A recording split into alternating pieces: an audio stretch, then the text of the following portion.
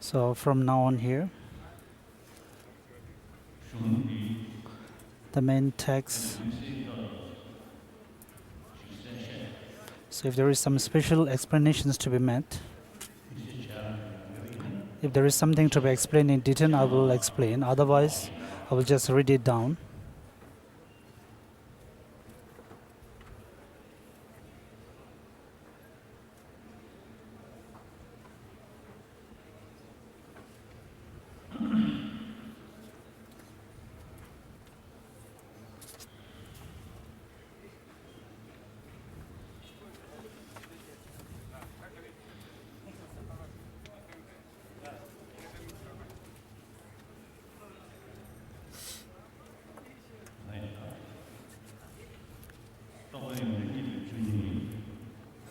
How engaging in the proper practice he gained the good qualities of experiential knowledge.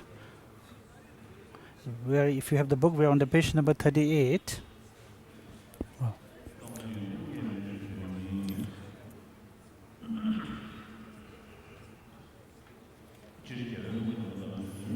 In general, the three precious scriptural collections include all of the scriptural teachings of the conqueror. Thus, the three precious trainings must also include the teachings that they are realized. With respect to that, the scriptures and their commentaries repeatedly praise training and ethical discipline as the basis for all good qualities, such as the training in concentration and wisdom. Therefore, at the outset, you must have the God qualities knowledge to occur into one's training and ethical discipline. The Adisha possesses the training and ethics. It has three.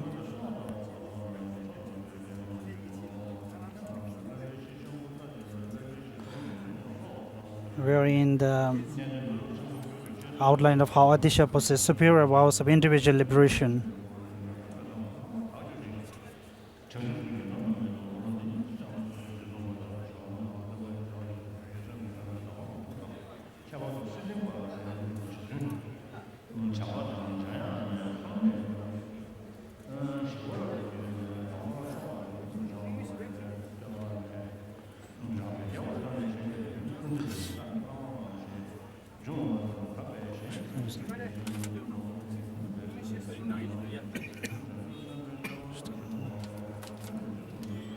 We're on the page number 39 now.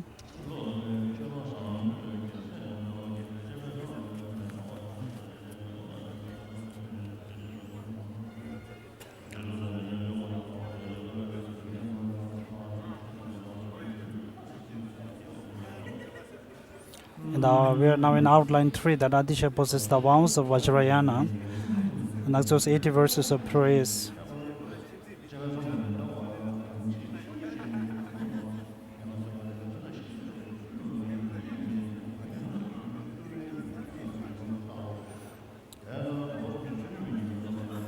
So His Holiness says the end of the page number 39.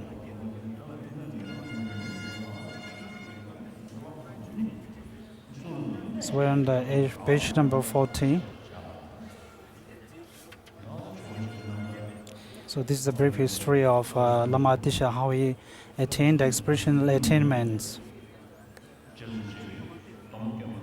And it is being summarized by Lama Tsongkhapa, and at the same time he is advising us disciples to follow in the same way.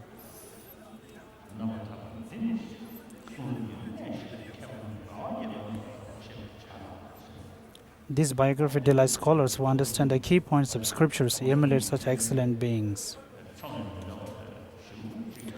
And this, so these attainments of Adisha, who has attainments based on the 3 trainings, is one of the greatest, and it's something which is being praised by all the great scholars. With the training of discipline, ethical discipline as a base, and based upon that, then the meditative stabilization is being generated.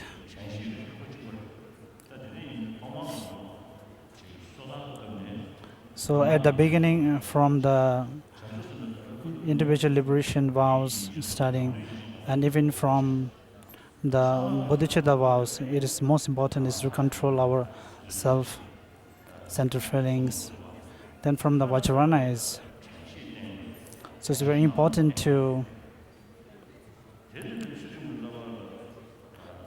So such kind of the practice in the training of ethics, and at the same time taking the recollection memory. And if you are able to stop the distractions, so the kind of meditative stabilization which is avoid of all the distractions. So that is the main ethical discipline explained in the liberation vows. And that is something which is to be followed by all the great scholars. And we are in this first, that Adisha possesses the training and concentration.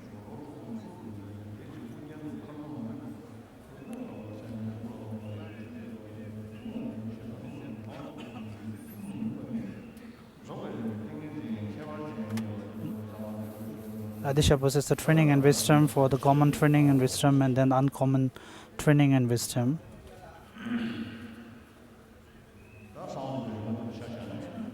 So in terms of Guya Samaja,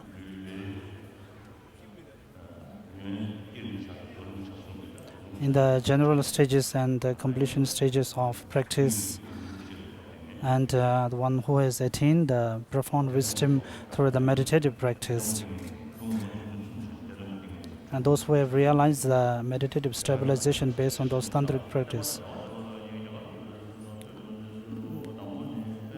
So having gained those qualities, what Adisha did to further the teachings, what he did in India and in Tibet, and the first in India.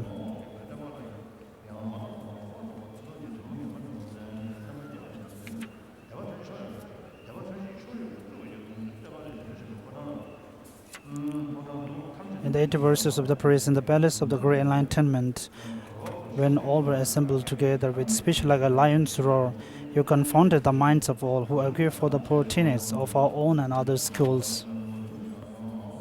We're on the page number 41.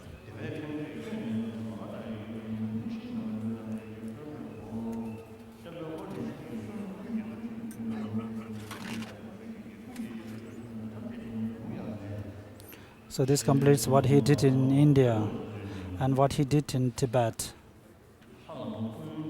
The royal renounce its uncle and nephew sent to India and success in the two translators.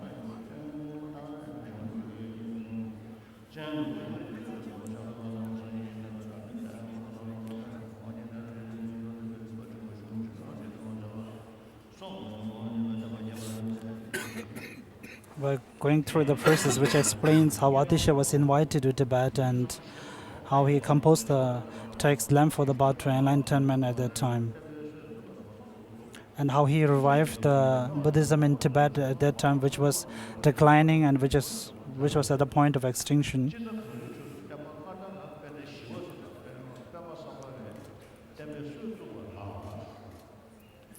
In general, the glorious Chandarikata and Padma Sambhava introduced the practice of Buddhist system to the land of snow during the early dissemination of the teachings. However, the Chinese effort Hashang caused the teaching to decline.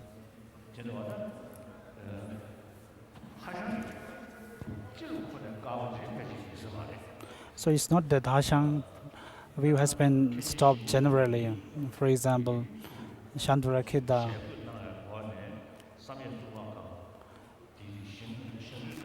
When he construct the Samye temple, something like an administration office, like there is a special administration set where it's only meant for translation of the texts and the scriptures. And then not just the translation of the text, but even the terms from the Sanskrit and Pali, and especially in the Sanskrit, when new terms and terminologies come into being, they just invented new Tibetan terms, and at that time, the Tibetan language and script has given a great progress at that time. So it normally says that in the Chinese translation, there is a little bit difference, because the reason is that even before that, the Chinese script was already there. So therefore, when they translate the Sanskrit into Chinese, since those terms which were already there in Chinese have not been changed, so therefore, those terms which already exist even before that has been used, so it may not be equivalent to the Sanskrit word. So in Tibet, when the first Buddhist texts were translated into Tibetan, there were not many terms, so a lot of new terms have to be invented. So that's the reason why what is existing in Tibetan and being translated for Sanskrit, most of the words have very equivalent meanings. So we can say that the Tibetan translations were more profound. So what I have to say here is that so there is translation administrative at that time. Then there is one especially for the monks, a center, and that one is especially for the monks to maintain their vows and during the rituals. Then there's a special section for the tantric.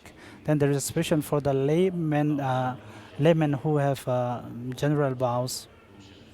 So at that time he established these kind of sections and administrations. Then there's another one where it's a kind of administration or a school which is based mainly on the concentration level. And that time it is being led by the Yanahashang, and it here all the attenders mainly depends on they practice the meditative attention.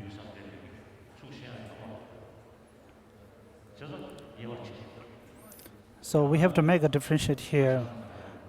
Even among the Hashang followers,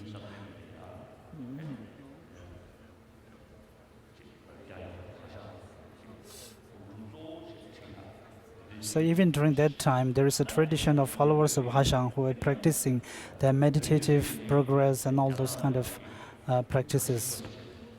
Then gradually, there happened to be another follower which just believed that after reciting the sutras of which brings you to the heaven, then you will just be reborn in those kind of the paradise.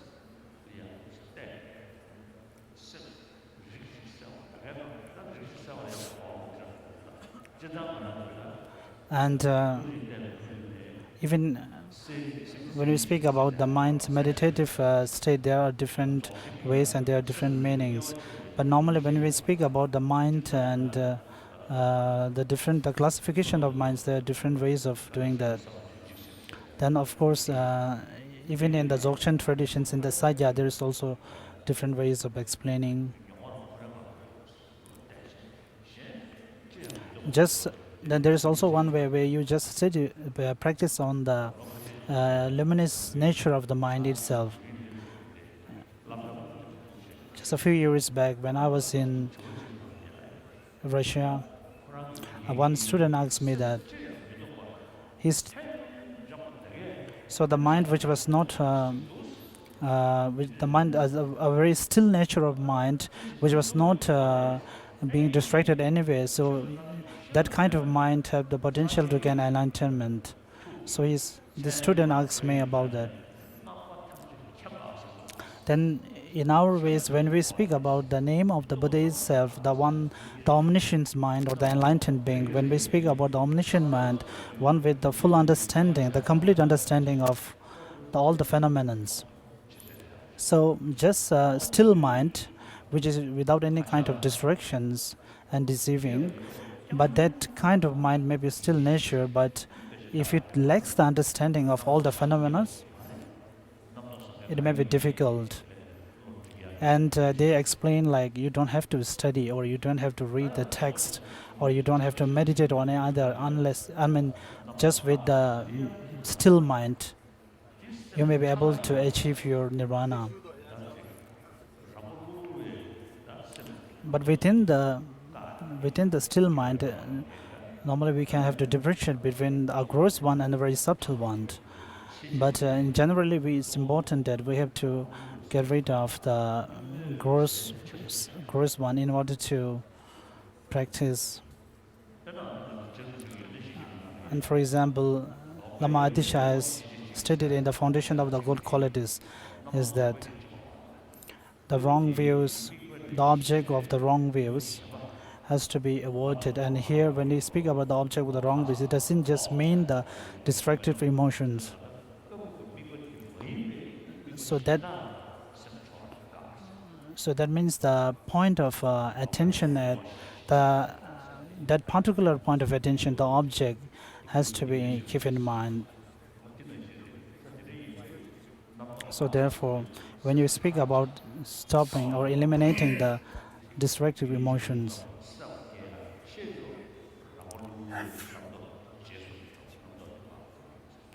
so the gross level of mind which distracts one has to be stopped. And also understanding the nature of the text, the outlines and the details, it is important that we have to keep into mind.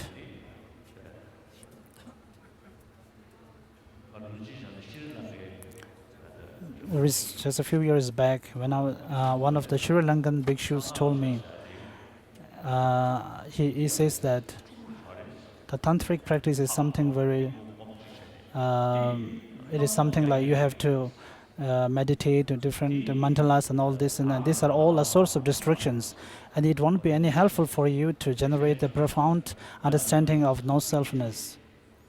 And somebody asked me whether it's true or not, and I said it may be true, but in general about the stages, meditating about the general stages, we are not speaking that when you meditate, when you are the general stages of in tantric, we are not saying that it is with the absence of understanding of the emptiness. It has to be combined with the meditative, it combined with understanding of the profound emptiness. With that combination, the very mind itself has to be appear as the deity itself, and that particular object, the emptiness of upon that particular object has to be meditated. So it is stated in the ancient texts by the scholars that the practice or the meditation of general stages will not harm or will not give rise to the rise of self-centered feelings or the self-grasping feelings. So they explain in this way. So certainly, when you have different kind of distracting minds,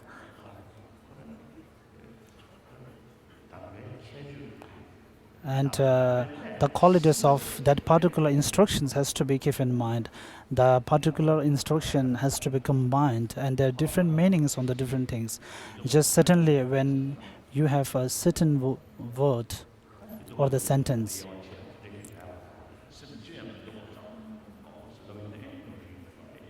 so it is wrong to say that we just have to meditate a mind which is just only a nature of stilled. So without having the complete understanding of the profound emptiness, so many people criticize the skillful means.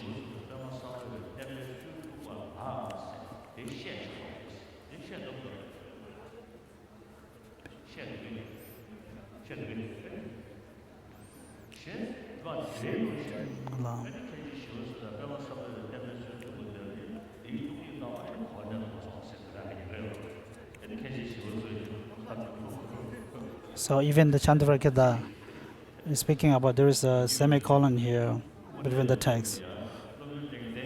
So when we even when we study the Madhyamika text, sometimes we criticize the Baba Viveka, his views. So it's important that we have a colon here in the text. However,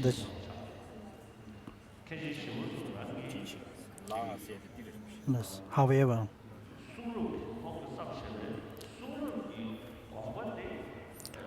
Chandrakita's the complete meaning of the text that he have composed is the real, the profound emptiness. But when we speak about the interpretal or the eloquence of the text, so we have to make a differentiate here.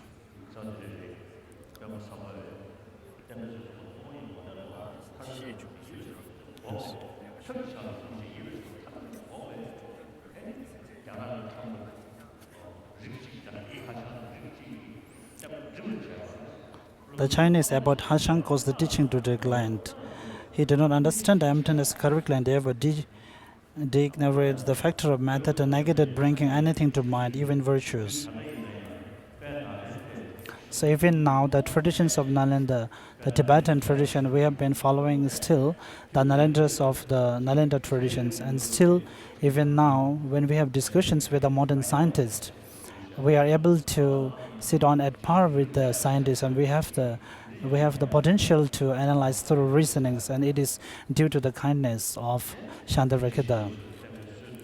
So if the Shandarakita, if the so one which has been said by the Shandarakita, if we have said that we do not need to study, just meditative is enough or sufficient, then today we might not be at this point. Then like the Tibetan followers or the Tibetan people, we can consider as the blind followers of blind faith in that case. So Shandarakita is really a great scholar, and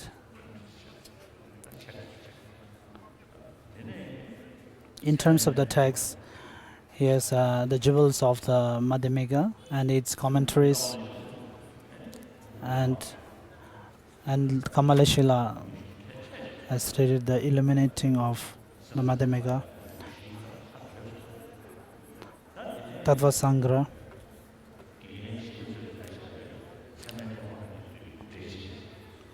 and the suchness of the epistemology or the valid cognition composed by Shivatsu,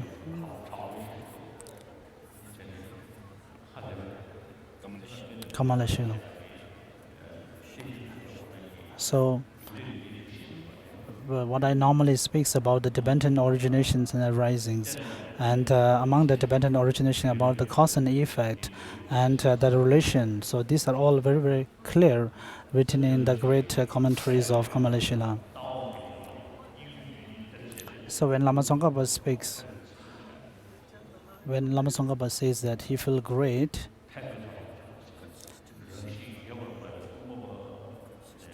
consistent, and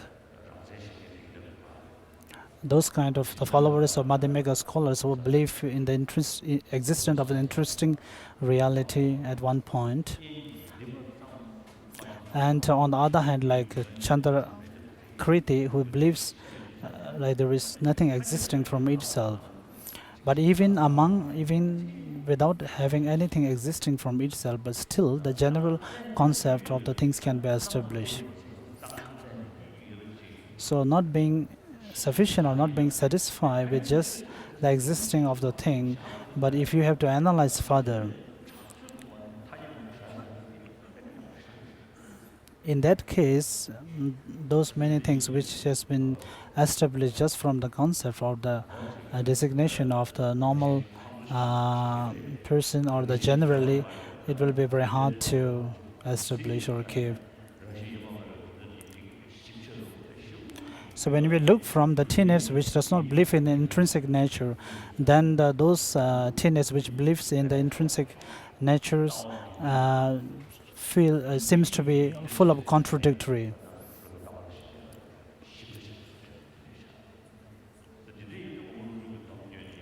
So when Nagarjuna summarized, so the vote of Lord Buddha's vote of Tibetan origination is the summary of all the teachings. So therefore, Kamalasha is really very grateful and kind to all of us.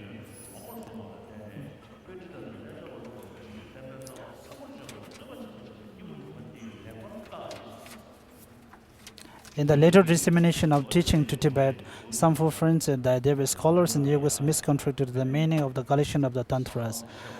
And Atisha has explained very clearly in the Lamp for the Path to Enlightenment that the practice of the secret initiation and the wisdom initiations is something not to be practiced by the monks and the celibate persons. But what he means is that those one who claims that they are the practitioners of Tantrayana or the secret wisdom and they doesn't conduct well, so he means for those kind of persons. So even for us Tibetans, just recently, if you have a look at the histories, in the Western countries over 300 or 400 years, the Westerners have come to Tibet, and maybe the fifth Dalai Lama, I think probably during the fifth Dalai Lama, they came from Ladakh, and from that the seventh Dalai Lama, and even his during the time of his seventh Dalai Lama, many Christian priests also came to Tibet, and some of the Christian priests, I think, is it maybe the Sera monastery. Then they stay in Sera and study Tibetan language. Then they also learn how to debate. They also compose a text as the concept which prove the creator as the god, and they have written through the dialectical way and written in Tibetan book. So it's very clear that they have been very interested and they pay great attention to all those things even in Tibet.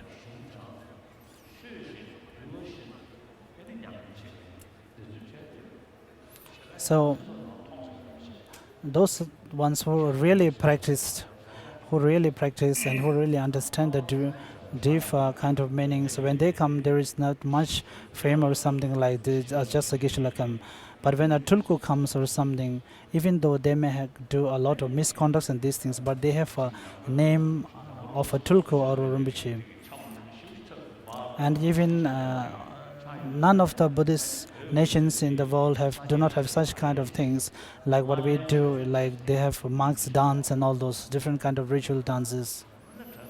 And therefore some criticize the Lamaism, and some criticize that this is Lamaism and that is not Buddha's teaching. So the real practitioners of Vinaya, the who upholds all the rules of the Vinayas, have not much respected in that society. They are very seldom seen anywhere. But other side, those who have just a title of a Lama or a Rinpoche, in Tibetan society, the tulku rank of a tulku or a Lama is something like a rank in a society, social status. So I used to say that what we refer to as tulku in Tibet, we can make a few distinctions. Those one who are a tulku, who are not Lama, and who are Lama but not tulku, and those who are both and none. But for example, like first there may be a tulku, someone who claims to be a tulku. He has a title of a tulku, but he has no understanding of. And a guru, he is not beneficial. I mean, he does not have any qualities which has been stated in the Vinaya or Tantra or either. So therefore, it is important that we have to make a classification among Lama and real Lama and a tulku or a guru. So if you doesn't pay real attention, if you just feel in a generally that something is certain or something is, everything is fine, then really we may be living behind, taken for granted. As Gyatso Tome Sangpa stated, if you does not analyze your own mistakes, then there is a great danger that you may be indulging in negative activities, even wearing a monk's robe. So therefore, it is very important for you to analyze whether whatever activities or whatever you do, whether it is in par with the rules of the Vinaya.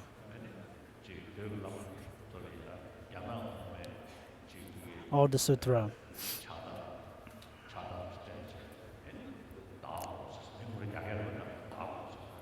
So in China, there are some ranks like Dako, where you were given some Tibetan lamas who have been accorded with Chinese costumes.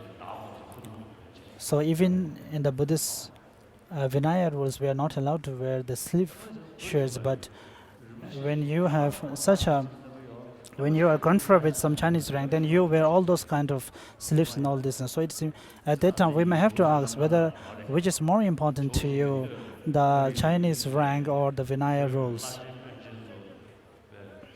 So there is also instance stated by Lama Disha, that when he first came to Tibet, the Tibetan lamas came to receive him with all the kind of Tibetan costumes, with kind of different heads, and all came on horses. And so at that time, Lama Adisha just covered his head and saying the Tibetan ghosts are coming. So then they realized that when Dorje said that the Tibetan ghosts are coming, then they realized that he was not happy. So that they went back and they changed their robes. Then they wear the Vinayas, the monks' robes according to the Vinaya, and they came to receive him. So then Adisha was glad. So normally during the Lamrim teachings we used to tell all these things, but we doesn't give much importance to these things. So whatever in practical, for example, personally for me, I never wear the silk tonga or the Tibetan upperwear. From Tibet I brought some, but I cut it and make it a kind of robe for the Buddha statues. But there is one tonga in silk that is to be worn normally during the Lhasa annual prayer. So this is, I keep it as a memory, as a remembrance. But other than that, all these things I destroy and I cut it and offer to make the robes for the statues. So there nowadays from the Ladakh and those remote places, so they try to indulge in those traditional things. If I tell you a small story, a few years back when I went to PT, I think the Sharsi Abbot was there at that time. Do you remember? You were there? You were not there?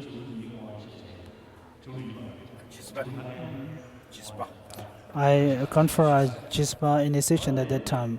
It was, the place was Gashar. I think the monks were from PT. Those one who beat the Chinese flute, or normally the ritual flutes. So he has a very peculiar, a very strange cap, a very strange hat. It looks very strange. But if you just still, then it remains very still. So it was a very strange hat, and I asked him, so today you have used all those traditional customs and all those things, it's very good, but is it really necessary for you to wear such costumes? Is it really necessary for you to wear such hats? So it's not necessary for you to, it's even better to say this. So tomorrow he doesn't wear that. Maybe he feel a little bit ashamed of that. So I tell everywhere about these things.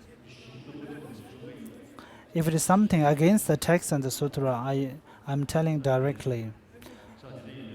So therefore, we Tibetans, taking everything for granted, I also told willingly. The Tibetan term yaling, it means the flute of Chinese. So it means the flute of Chinese, it's not Tibetan. And the clear way of proving is that in Tibet, in the Namgyal monastery, the trumpet, when they blow the small trumpet, they wear the costumes of Chinese. Recently when I went to Minturling, when they blow this trumpet, they wear the Chinese costumes. Not just the Chinese costume, they wear something like a hair or some tassel.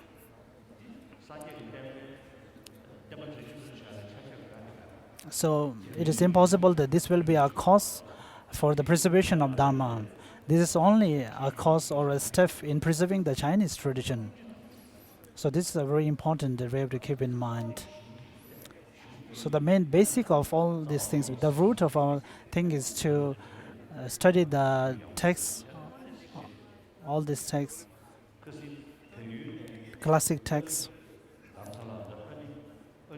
Recently in Dharamsala, the nuns came from Nepal and all over in Dharamsala to compete for the annual Paramana debate. And I asked them what kind of text you memorized. Then they say some are memorizing the Paramana text, and also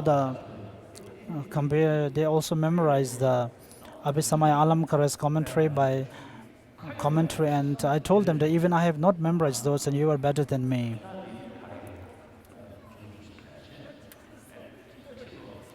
So you don't understand the meaning and the real quality of the Buddha Dharma, but the exterior you have all the decorations and the costumes, so that is a kind of deceiving the people.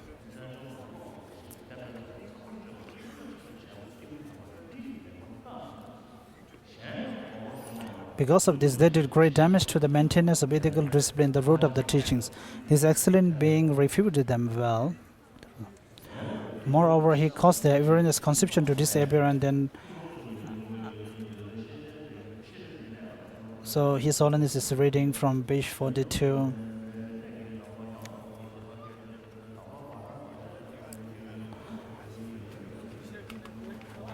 The three ideal qualifications for an author of text that elucidate the intent of sage in this way: the author should have mastered the 5 topics of knowledge, should possess instruction that the key points for practicing, should receive permission to compose the text in a vision or his or her chosen deity. And this great master was entered with all 3 as follows.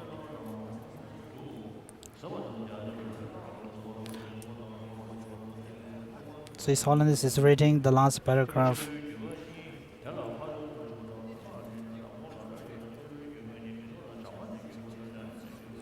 With regard to the lineages of the Guru, there are 2 lineages, that of the vehicle common and that of the Mahayana. With the latter, there are again 2, those of the perfection vehicle and those of the mantra vehicle.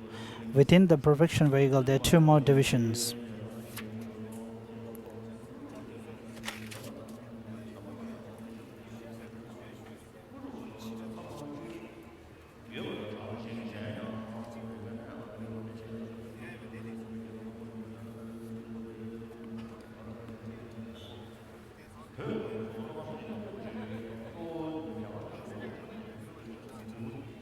On the page number 43.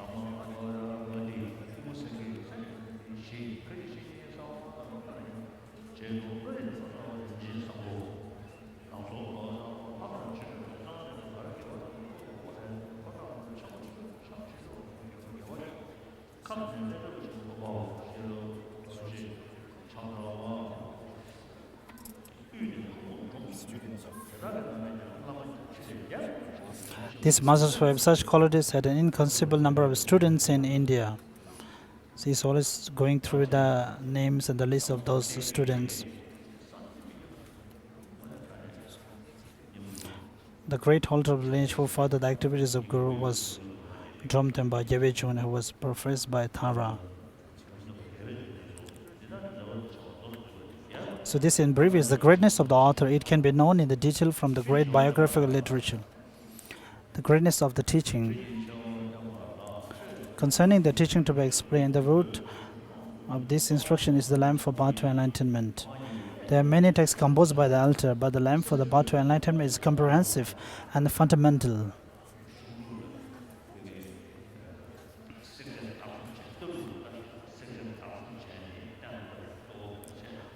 It is not just about this text is not just about examining the ideological factors and reasonings of the text, but it is meant more for transforming one's mind. This matter is comprehensive since this emphasizes the stretch of disciplining the mind. It is easy to put into practice. When Tibetan masters compose the text, we have 3 outlines. First, refuting the other's view, then putting one's view, and when they have, and the third one, and it has been established very correctly through the logical reasonings.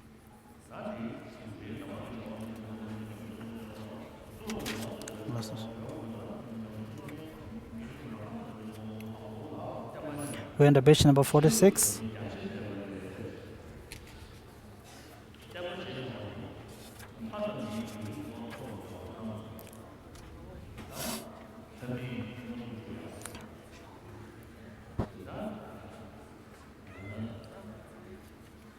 With regard to the teachings, our Lokiteshvara's commentary on the Lamp for Wisdom says concerning teachings. So,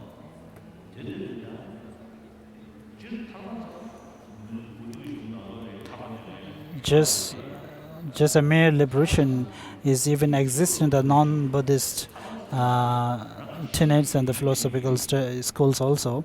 When we meant about the liberation, it is not just like a paradise or a heaven, but it is more a state where you are clear of your defilements and afflicted emotions.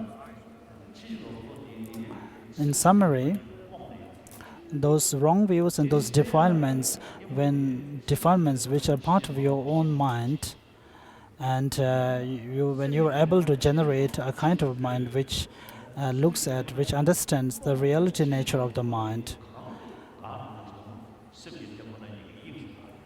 and that very defiled mind, which is full of the defilements and ignorance, itself will be seized in the very nature of the mind itself.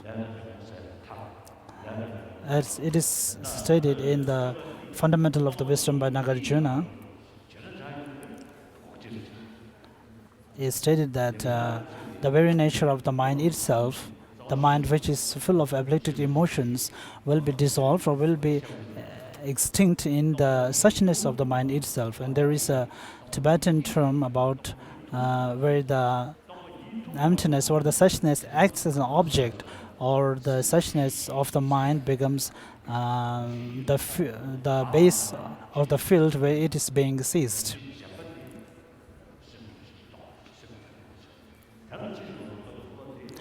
The nature of the mind itself is the clear light, or which is the nature of the empty, but the defilement emotions are something which covers them.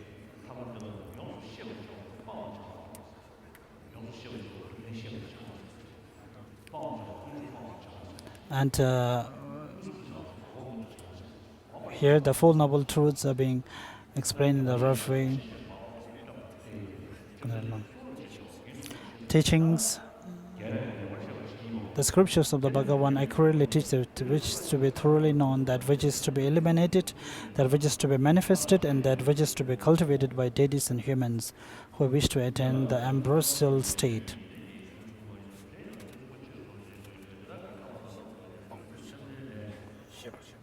So when they meant to refer to the teaching as known, which means the first noble truth, the truth of suffering, which is to be understood. Then when they refer to the term eliminated, which is for the cause or the origin of the suffering, which are to be eliminated.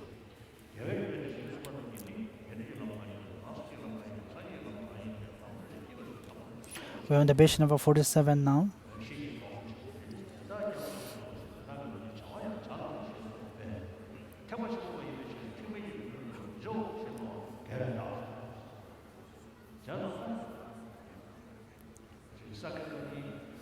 Thus it is contradicted to propound that you should not train in the scriptural collections of the Hinayana because you are a Mahayana practitioner. So therefore, due to the different differences in our ideological or the philosophical differences existing in the different traditions of Tibetan Buddhism, I have an example to tell here. So it was many years back when Kuno Rinpoche was there.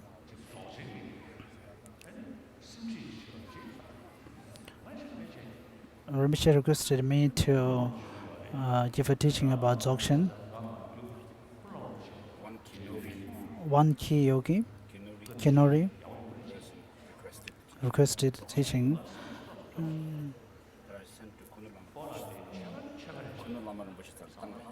Yes.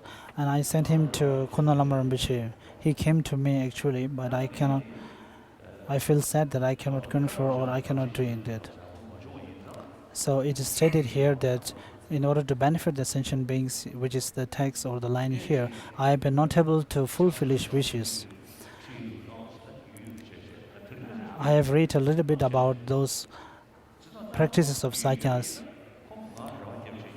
But if I have known all those things completely at that time, I could have tell him roughly about all this, then I would be able to satisfy or fulfill his wishes. So to tell others or to teach others or to tell others about this, it's important that you have understanding of those things for yourself first. So the stanza here, which refers to as benefiting all the sentient beings, you need to have the omniscient minds. It is very true. Then when we speak about benefiting the sentient beings, we are not referring to the sentient beings whether they are humans or not, and whether they believe in the religion or not, irrespective of all those things.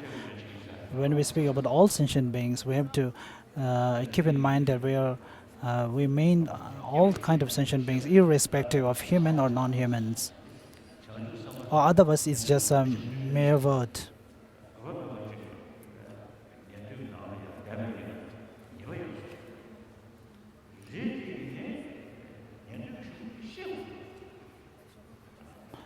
Even it is important for us to know the text of the lower schools. Even for a bodhisattva, in order to benefit or in order to render service to all the kind of sentient beings, it's important that we understand or we study all the texts, including the lower schools. So, like for example, even just for Gelugpa, it is not appropriate to study other kind of texts, other traditions texts. Then Nimaba, like they don't. If they find it inappropriate to study Buddhist, then it's all wrong.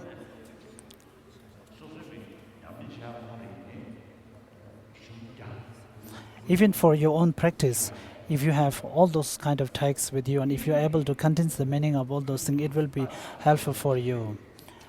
And secondly, whatever it may be, but what Lama Tsongkhapa has stated about the Tibetan origination, then it appears to me that there's no one which is greater than Lama Tsongkhapa in this respect. If you look at the Madhyamika text composed by Lama Tsongkhapa, the 5 main great texts, most probably you will have a rough idea. Then if you have a look at the great Madhyamika texts composed by the Indian scholars, then you will come to think that they may be composed by a same author. Even though there may be a difference with the little terms and all these things, but there are not many differences in terms of the words and the phrases or the meaning. Lama Tsongkhapa has stated in the Mala of the Golden, the commentary about the Prajnaparamita, he has stated that happens to be many Tibetan words which are not existing or which are not evident in Indian scholars' texts.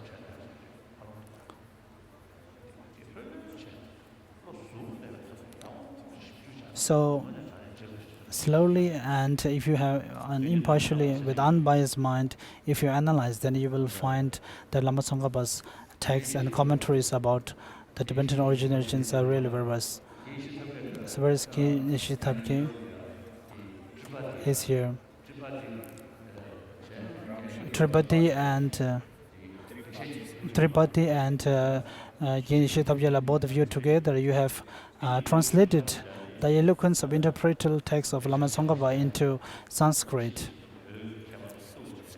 Tripati was a great Sanskrit scholar, and later he also learned Buddhist, and he was also later I asked him, and they translate together the text.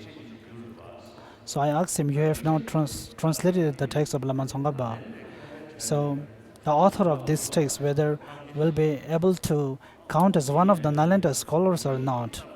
Then he told me that the one who composed this text, not just he can be counted as one of the scholars of Nalanda, but he will be one of the best and the most greatest scholar among the Nalanda scholars, top scholars of Nalanda.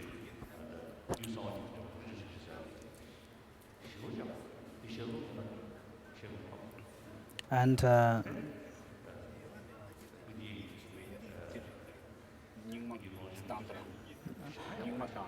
And also in Yima Tantra, there is a text.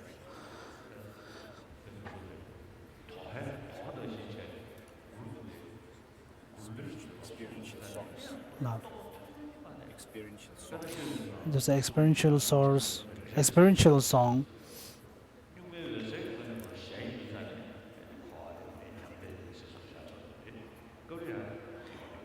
One which speaks from the great meditative state of clear light.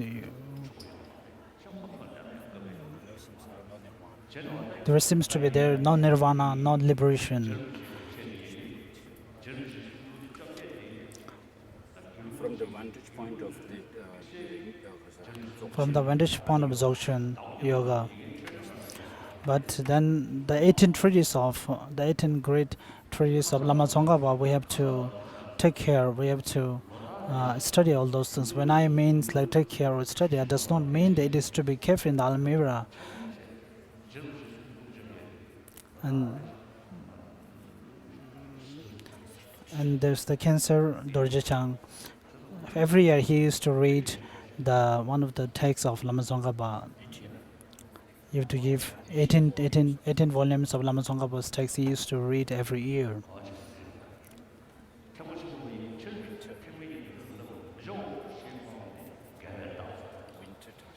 During the winter time.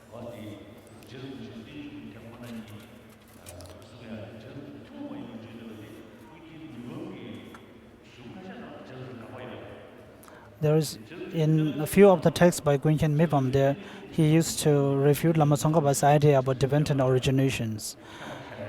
But later he praised the Lama Tsongkhapa, citing quoting one of the texts of Lama Tsongkhapa about dependent origination. So this proves he was a great scholar who has a really unbiased mind. So thus it is contrary to the propound that you should not train in the scriptural collections of the Hinayana because you are a Mahayana practitioner.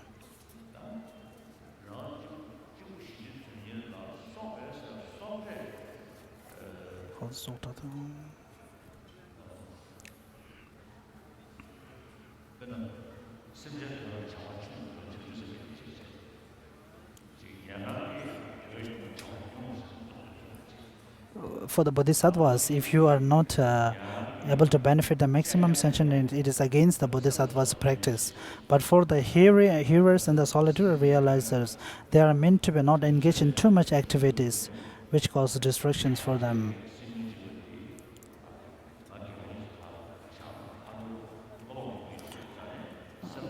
But for the bodhisattvas, if someone offer with kind of faith and devotion, offer them some kind of precious stones or gold or something, they have to accept it. They cannot refute it, saying that you're a practice of Mahayana, you're not allowed to touch the jewels.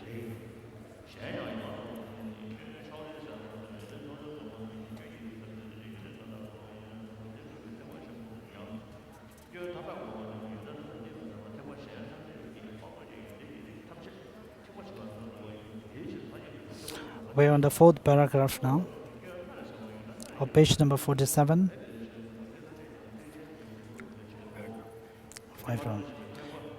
5th paragraph, and the 5th line. We're now in the 6th paragraph.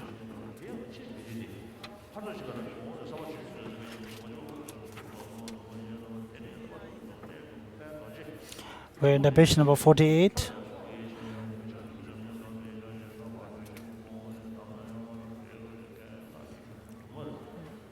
That those must be relied upon on all occasions is set forth in the Vajra Climax Tantra. Even to save your life, do not give up the spirit of enlightenment, and the deeds of the 6 perfections should never be cast aside.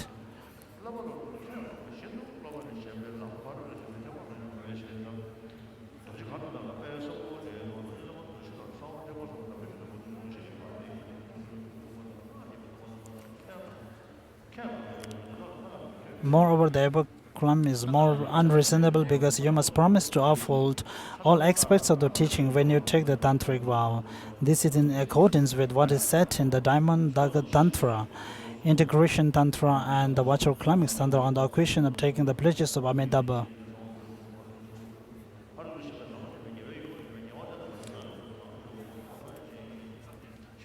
We're on page number 49.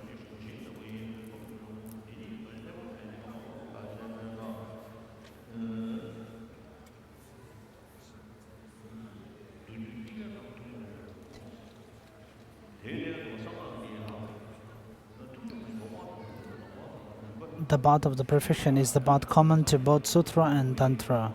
By attending to this shared path, the unshared paths of the mantra vehicle, initiation, pledges, vows, the two stages and their attention practice, progress to Buddhahood is rapid.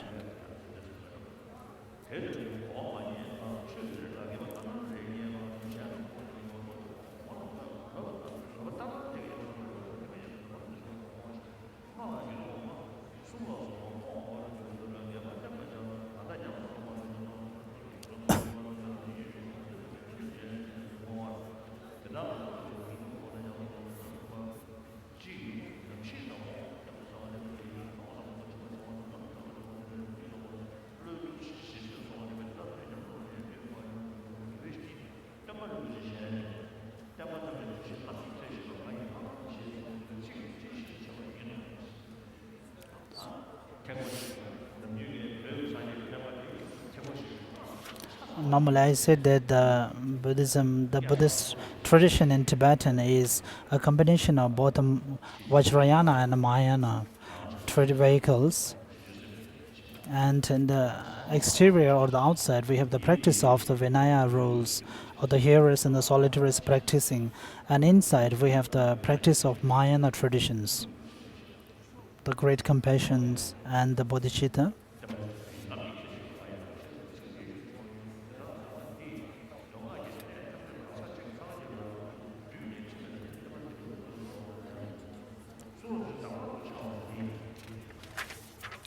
On the page number 50, the first outline, the greatness of enabling one to understand that all of the scriptures are instruction for practice.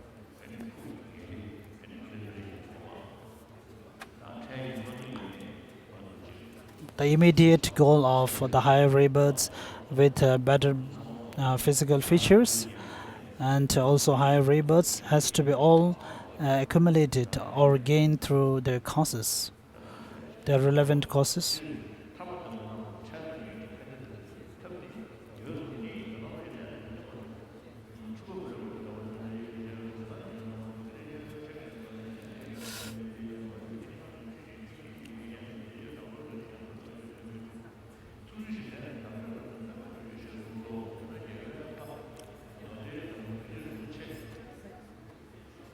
Therefore, the words of the conqueror, the precious collections of the Sutra and Tantra, are the supreme instructions. Nonetheless, since students in this later time will not discover the intent of those words by delving into them on their own without depending on valid commentaries and personal instructions of excellent beings, the great trailblazers compose treatises and personal instructions that comment on the intended meaning.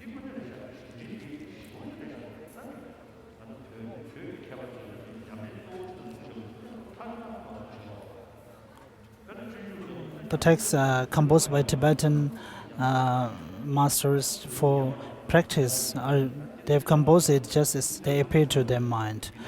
But for example, the text composed by the classical texts, for example, for Guide to the Bodhisattva's Way of Practice, is actually a text meant mainly for the practice, but it has been composed with the sense of an author or a scholar. But then if you study the fundamental treatise of the wisdom by Nagarjuna, first you have to study the 26th chapter, then 18th and then 24, then you will get a general impression or understanding about the text. So in this term, the text composed by Tibetan master mainly for the practice.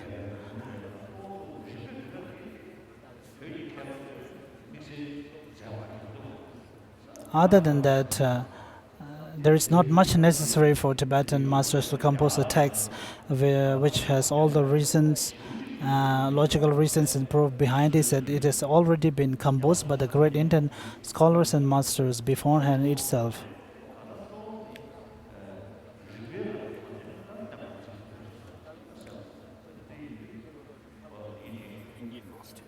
Indian masters preserve the teachings of the Buddha through the reasonings and the practice, not just through the scriptural reasonings. Yes. Therefore, for something to be a pure personal instruction, it must bestow certain knowledge of the classical texts. No matter how well you learned it, a personal instruction is only something to be cast aside if it cannot bestow certain knowledge of the meaning of the Buddha's verse and the great commentaries of their intent, or if it teaches about incompatible with this. There are those who conclude that any classic text should be considered only an explanatory teaching, therefore lacking the key points for practice. They hold that there are separate personal instructions that teach the core meanings that are hard to practice. They then imagine that there are two separate forms of the excellent teaching, a teaching that is explained to you and a teaching that you practice.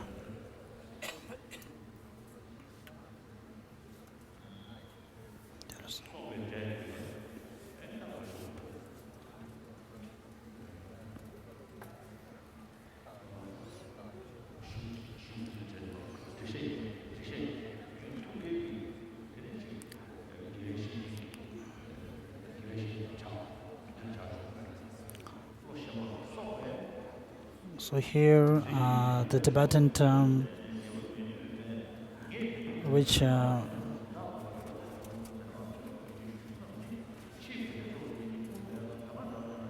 His Holiness continues here, those are merely for promoting one's superficial knowledge and eliminating others' misconceptions. They do not teach the deep meaning.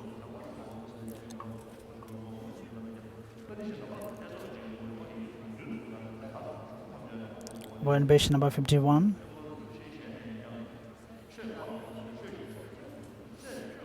The precious teacher said that it is a mistake if after studying many teachings, you feel a need to look elsewhere for how to practice the teaching. Even Lama Tsongkhapa said that even though you have heard or heard so many scriptural teachings, but you don't know how to practice, it is because those instructions, those teachings have not been able to, those texts have not been able to appear in your mind as in instructions. So if you just stay with reciting mantras or just reading the text, but if they are not being able to visualize or appear in your mind, appear to you as an instruction, so that is the greatest fault.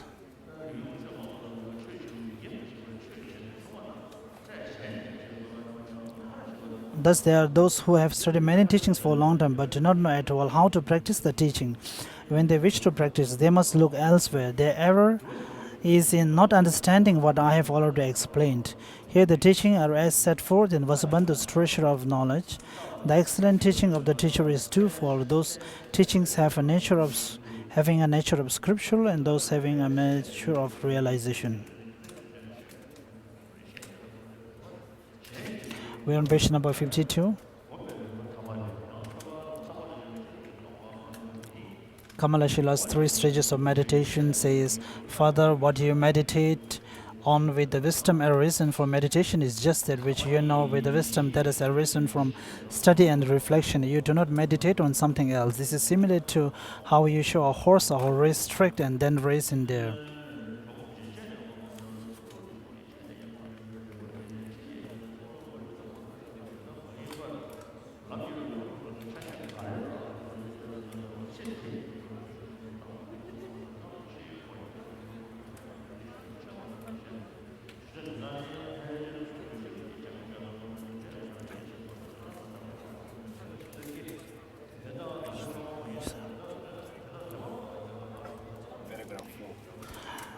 On page number 52, we are going through paragraph number 4 now.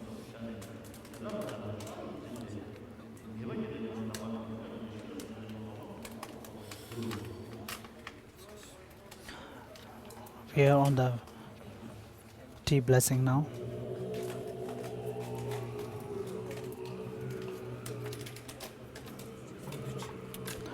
The tea blessing for the lineage of the Lamrim Gurus.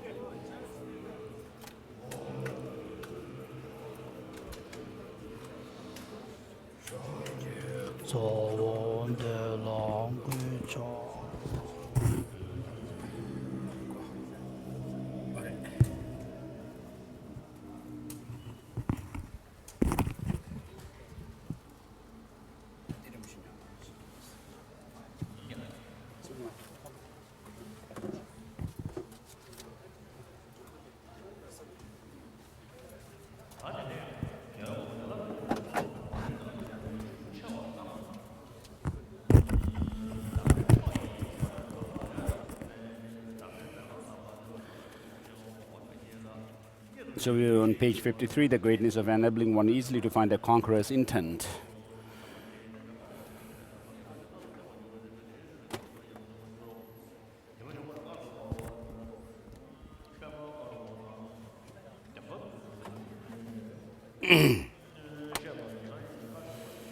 The classic text, the scriptures, along with their commentaries, are the scripture instructions. Yet even beginners, persons who without extensive training delve into them, they will not discover their intended meaning without depending on the personal instructions of next and being even if they find the intended meaning, their search will require a very long time and a great deal of effort. However, if they depend on the personal instructions of a guru, they will easily come to know the intended meaning. So by using reasoning and doing analytical analysis, when you find that certain teachings are cannot be taken literally, you should not actually disregard the teaching wholesale, but because the Buddha it should actually invoke within yourself, engender within yourself this special faith in the Buddha for being so skillful in giving teaching according to the predispositions of the disciples.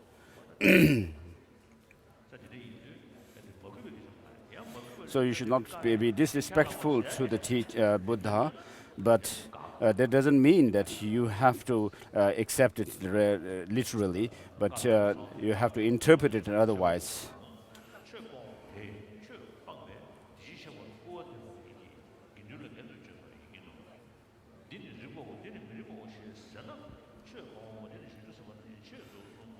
So these instructions for the lamp for the enlightenment, lamp for the path of enlightenment will readily be to a certain knowledge of the point of the Buddha's words and treatises. I will explain at length how this is done in the appropriate sections below.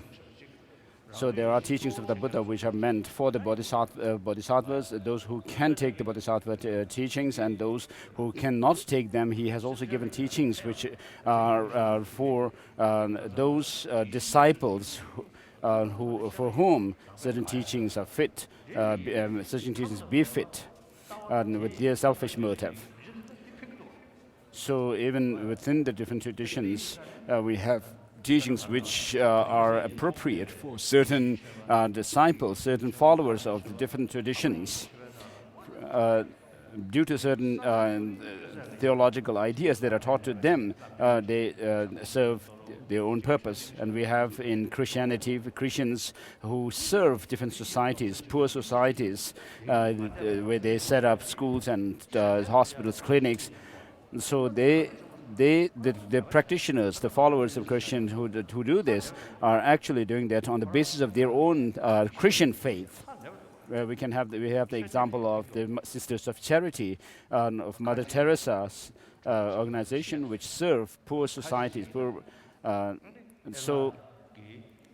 One Muslim friend of mine has told me that if you are Muslim, then you should actually extend your love and compassion to all creatures of Allah, because you love and you actually submit yourself to Allah.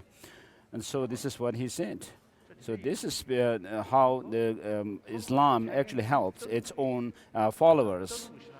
Philosophically, there may be some logical fallacies, but the system, the religion itself actually benefits its followers, and therefore there's reason for us to respect these religious traditions, other than Buddhism as well.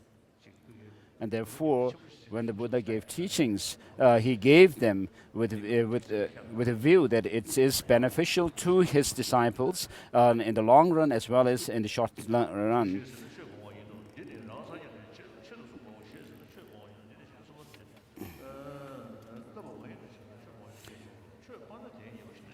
So we are on page number 54. The fault of having abandoned the teaching is very grave. And so before that, there's a quotation from the Sutra gathering all the threads. Manjushri, the karmic obstruction of abandoning the excellent teaching is subtle. Manjushri, whoever distinguishes some of the words spoken by the Tathagata as good and some as bad, abandons the teaching. One who abandons the teaching by having abandoned it deprecates the Tathagata and speaks badly of the community. If you say this is reasonable, this is unreasonable, you abandon the teaching. And so we finished that part. 54, page number 54, done.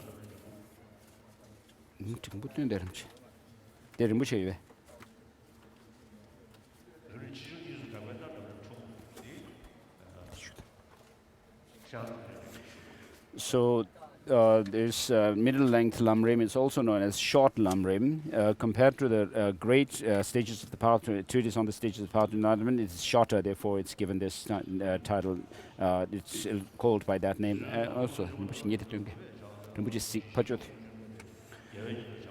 Respectfully, I prostrate at the feet of venerable saints who are full of great compassion.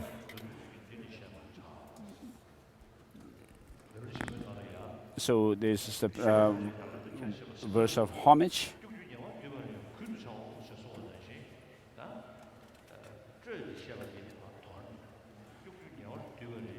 And so as Lamrim Chamos, in the Lamrim Chamo, Master Tsongkhapa says that I will, for those who need a shorter version of Lamrim, I will write the shorter version without going through the detailed arguments back and forth.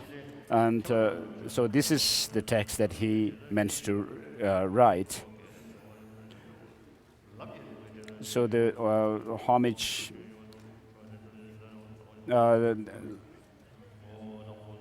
the text has three outlines: introductory element, the actual explanation to set forth, and the conclusion of the explanation.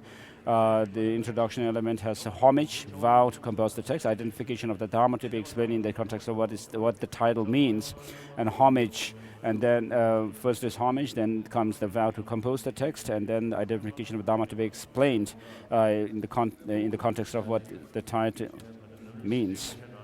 And so the term Tongkhun, in certain Lamrim commentaries, there is an explanation about this term, Tongkhun. Jangchup Lamrim just says that some Tibetan Lamas, without knowing Chinese, they gave such explanations.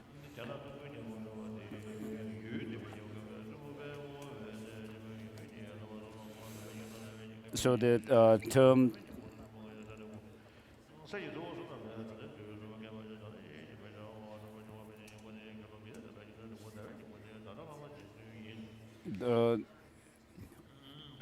on page 2 of this text, where there's mention of how Adisha took birth in an excellent family, there is this line which says, "Those of Chinese emperor, its pleasure, might, and wealth resemble those of Chinese emperor."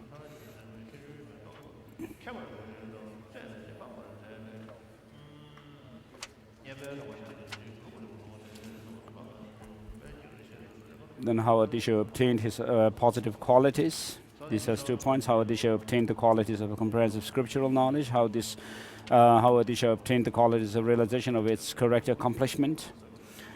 How Adisha obtained the positive comprehensive scriptural knowledge has 3 points: how Adisha learned the areas of general knowledge, and how Adisha learned mantra, and how Adisha was ordained and learns the collections of inner knowledge.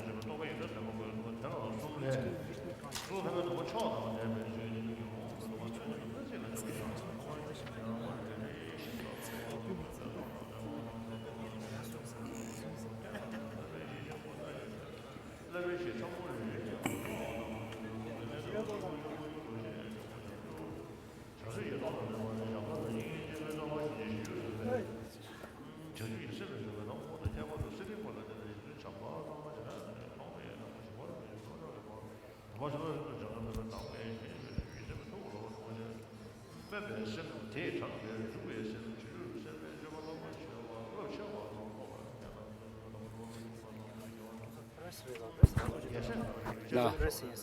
President Cardinal.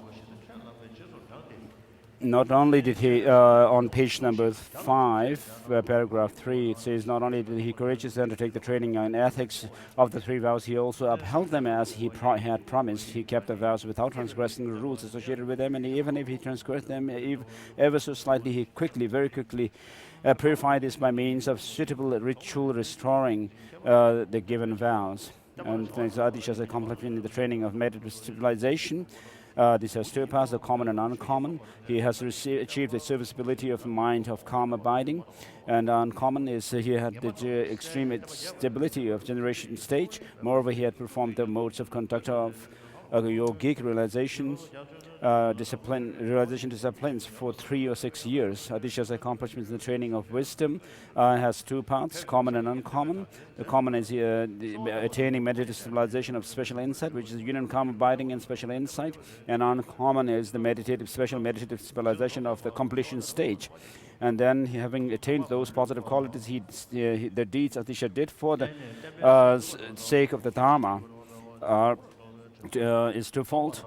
Deeds in India and deeds in Tibet. Deeds in India, at the palace of great enlightenment of Bodh Gaya, he defeated proponents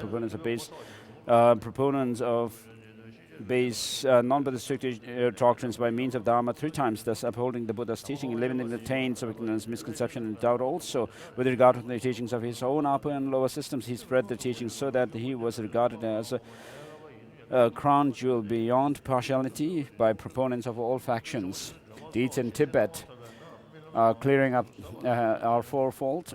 Deeds of Tibet, clearing the misconception about the Dharma and restoring the tradition.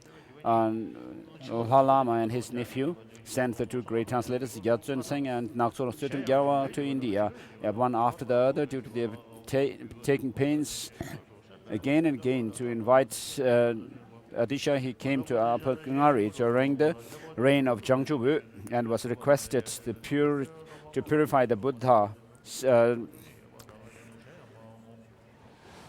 to purify the Buddha's teachings, or to reform the teachings. The Buddha, thereupon, he spread the teaching by composing a lamp for the path of enlightenment, a text bringing together all the points of Sutra and Tantra and condensing them in the applicable stages as well as others. Specifically, he spent 3 years in Ngari. And so Master Adisha actually brought together the 2 lineages of the profound view and the extensive practices called the conduct, which came from the 2 trailblazers. And Master Adisha's mastered Nagarjuna's text gives more emphasis on, in terms of training the mind in bodhicitta. He emphasizes on exchanging and equalizing oneself with others, and this is also what is done by Shantideva as well.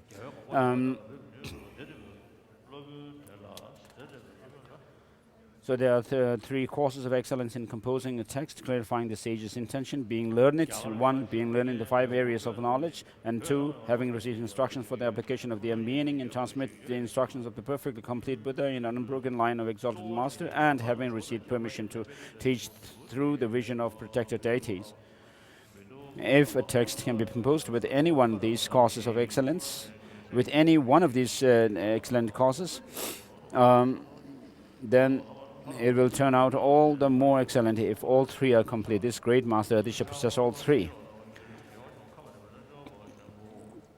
And then, due to Adisha's possessing these 3 courses, his ability to ascertain victor's intention and has 3 points, being cared for by protected deities, and Adisha's lineage is uninterrupted. and the special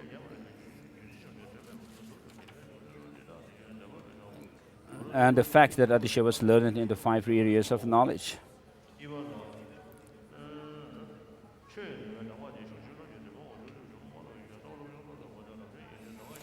As for the teaching, the source text of the present instruction is Lamb for the Path of Enlightenment. And presenting this text as possessing the 3, being fully complete, easily applicable, and a particularly noble system. Although there are numerous texts composed by the elder, Lamb for the Path to Enlightenment is their perfect completion, being like a root, as it indicates all the points of both Sutra and Tantra summary. In summary fashion, it is complete in terms of content, as it makes that gradual taming of the mind its main topic. It is easy to put into practice, as it is ornamented with the instructions of 2 masters who were skilled in the systems of the 2 trailblazers. It's particularly noble systems compared to others.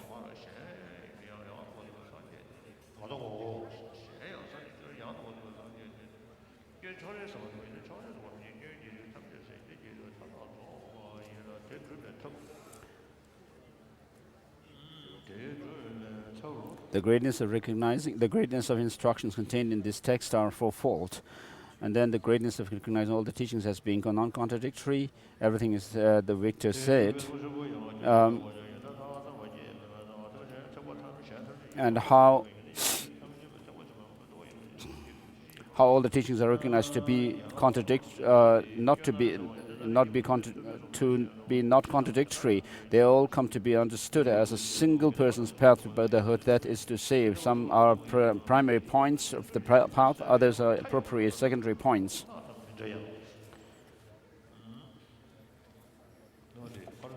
And how it is demonstrated through scripture and logic that it would be contradictory not to accept this.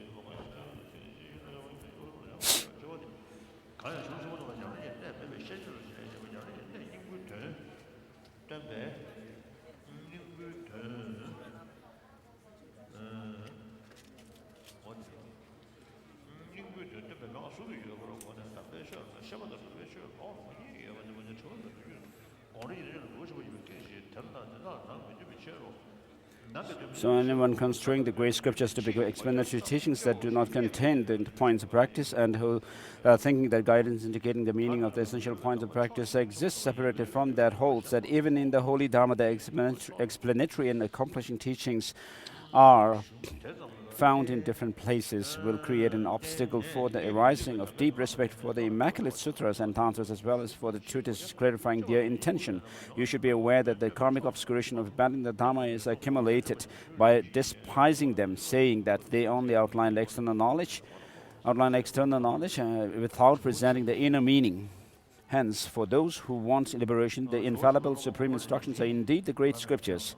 Nevertheless, it is possible that due to poor intelligence and the like, you cannot reach certainty through relying on these scriptures only as supreme advice. Therefore, you should seek certainty with respect to them, thinking, I will seek certainty with respect to them by relying on the excellent instructions. But you should not think that the great scriptures do not contain the heart of the matter, because they only outline external knowledge, while the instructions are supreme because they present the inner meaning. How all the Buddha's teachings come into view as useful instructions. The great yogi Jangchup Lamrim said, someone who has reached the certainty about a handy little volume cannot be said to know all the topics of instruction. This is said about someone who understands all the Buddha's teachings as instructions. We need the kind of understanding that Gompa Rinpoche, Gompa Rinchen Lama, a disciple of the great elder, expressed, saying that he had ground his body, speech and mind to dust in a single meditation session unadicious instructions, and that thereby the understanding had now arisen in him that all the scriptures are instructions. In the words of the precious Dromtenpa, if ever studying the Dhamma a lot, you feel the need to search elsewhere for a way to applying the Dhamma, you are mistaken. So likewise, those who study the Dhamma a lot over a long period and completely ignorant as to how to set about it, develop a wish to practice Dharma, do not understand and therefore err in the manner described above. As it says in the Treasury of Manifest Knowledge, Abhidhammakosha, the Buddha's teachings are of two aspects, twofold. Their nature is scripture and realization. In accordance with this statement, there is teaching apart from the scripture teaching, scriptural teaching and the realized teaching. The scriptural teaching is how the Dharma should be practiced, and they establish the manner of accomplishment, while the realized teaching is what is thus established. Since you practice in accordance with what is to be established, these two act as cause and effect. To give an analogy, it is like when racing a horse. You first show the horse the course, and after showing it the course, it races there. Just as it would be ridiculous to show it a course and then have the race elsewhere. Similarly, when it comes to attainment, how could it be appropriate to accomplish something after having determined something else through listening and reflecting? That is also expressed in stages of meditation. What has been realized by the wisdom arising from listening and reflecting is precisely what should be cultivated by means of the wisdom arising from meditation, just like our horse runs along a course it has been shown.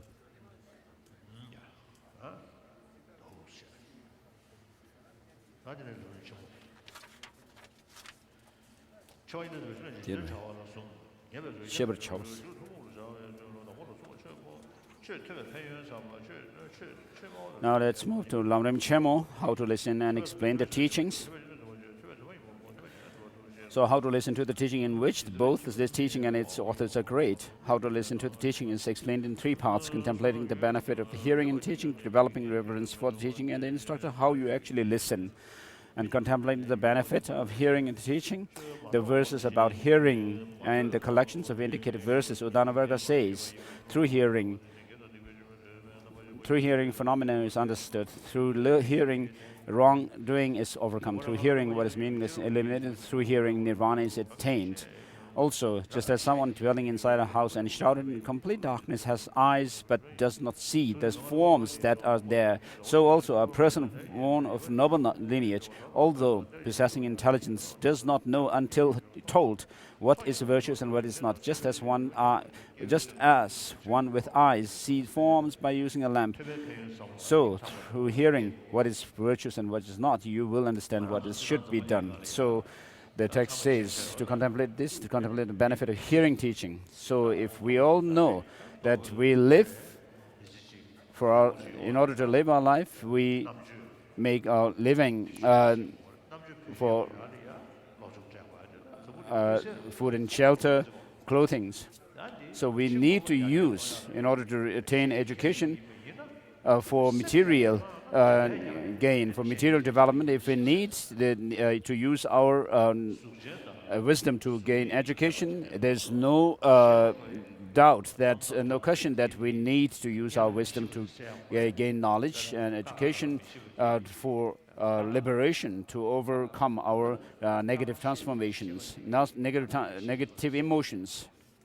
So if you are ignorant of the alphabet, you have to learn the alphabet, and this is similar to any kind of thing that we go about in order to overcome the ignorance about them. So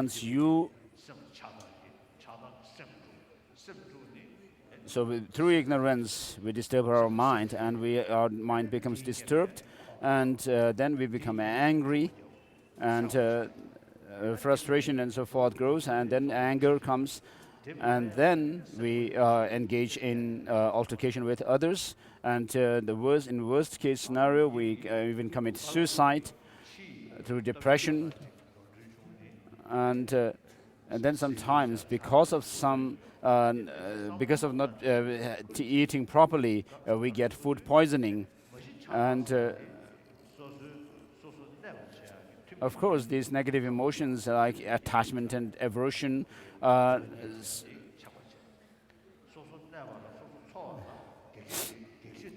So attachment or desire is taken to be something that helps us, and aversion or anger is used as something which considered as something that actually repels others. We do this because of loving ourselves, to have happiness and joy for ourselves. But instead of gaining them, we become overcome with negative emotions, anger, and so forth. And when we have some things we become attached to, we like them, and we grow our attachment towards them. And when there is something that actually we dislike, we become angry. And so if we want peace of mind, we should know what actually disturbs our peace of mind, and then what are the countermeasures to them. We have to know, and the darkness is dispelled by light, and so darkness and light cannot be together at the same time. When light comes, darkness goes away, and when there's coldness, in order to warm up the room, for example, we need a heating system, and then as the heat increases, the coldness also subsides. And so similarly, this working of how the countermeasures actually go against the negative emotions that are within us. The principle is same.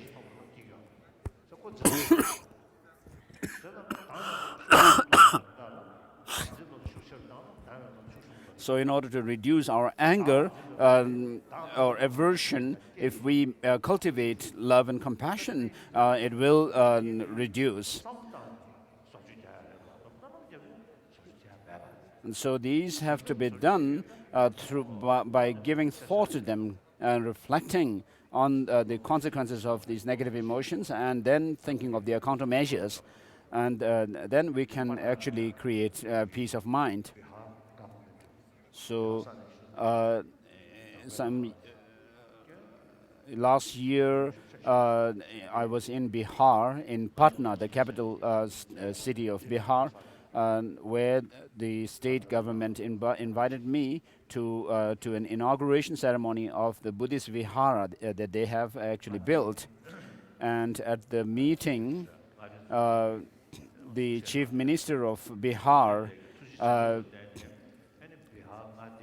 Nitish Kumar, said that through the blessings of the Buddha, he hopes that Bihar state could make a great prosperity and progress. And then when my turn came, I said, if Bihar state had to prosper and progress through the blessings of the Buddha, should Bihar state gain this progress and prosperity through the blessings of the Buddha, then it should have actually achieved them, already achieved them, because the Buddha's blessings have always had been there for the last 2,500 years. But I told him that this blessing of the Buddha actually must go through the hands of an able chief minister.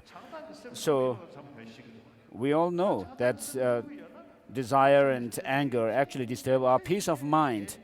But if we only pray to the Buddha and ask him, please take away my attachment and anger and aversion, I mean, it's really silly.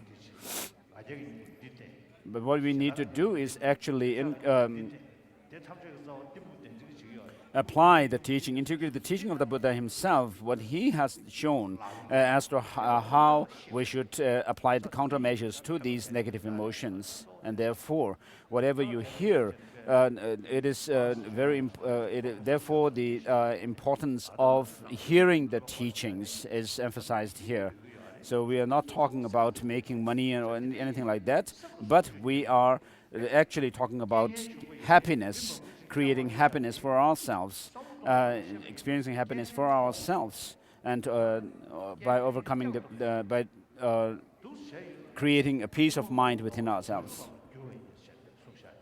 So while we have lots of obstacles on the path, we can actually transform these obstacles into conducive condition for our spiritual transformation. So if we really give thought to them and apply the teachings, then this peace of mind can actually be created within ourselves. But when you talk about actually transforming the negative conditions into the path to enlightenment, it's not to say that you stay still when a mad dog runs towards you. I mean, you don't blindly accept that. But here, with Buddhism, it's about transforming our mind.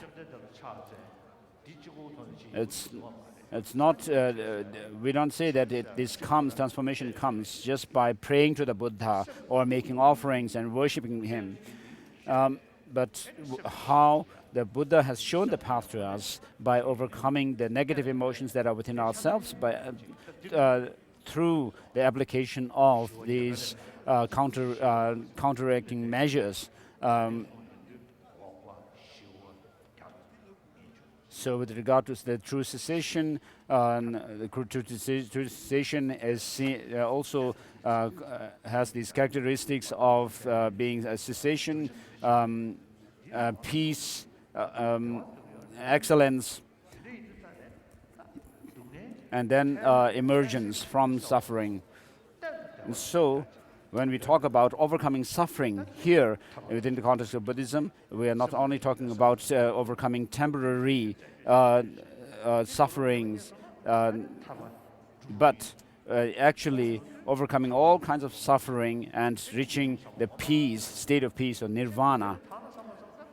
So of course the mere wish to be out of suffering even the animals have, but we are thinking about transforming our mind and reaching that peaceful state. And so therefore education and learning is very necessary, and therefore hearing or listening to the teachings is very crucial. And so having heard, as it is said in one proverb, whatever you hear should be applied in practice. You have to make practice your essence of having heard the teachings, and then liberate yourself, release yourself from this prison of or the fortress of samsara easily.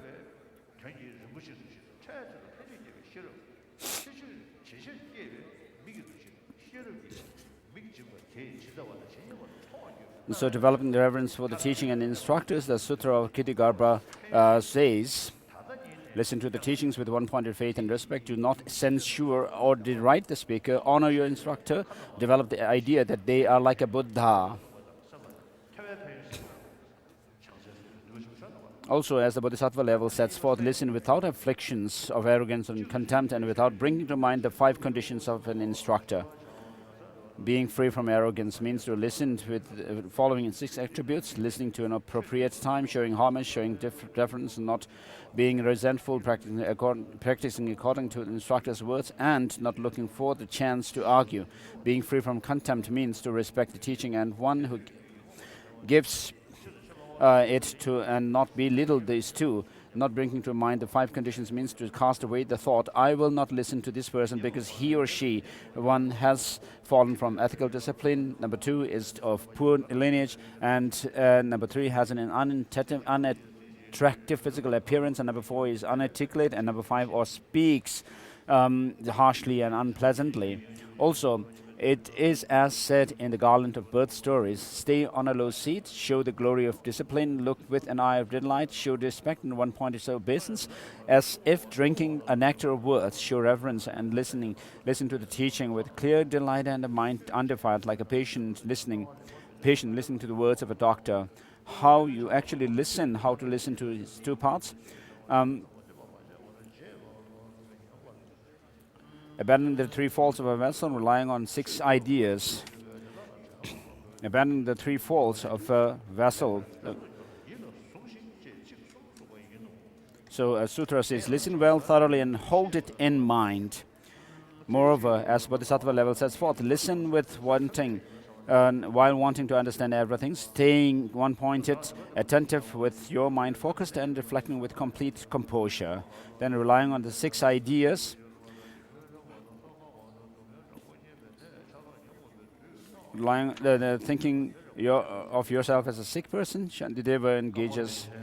And number 2 is thinking of an instructor as a doctor. And number 3 is thinking of instructors' explications as medicine. Number 4 is thinking of earnest practice as the way to cure your disease. And number 5 is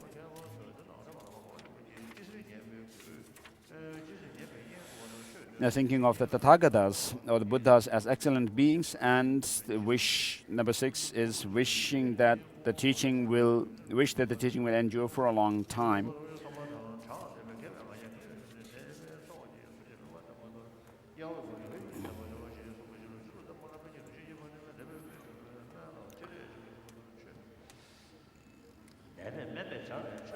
So relying on thinking of yourself as a person with regard to the Shantidevas engaging in the Bodhisattva deeds says, since you must follow a doctor's advice even when stricken by ordinary illness, what need is there to mention those who are constantly stricken with the illness of so many faults, attachment and the like.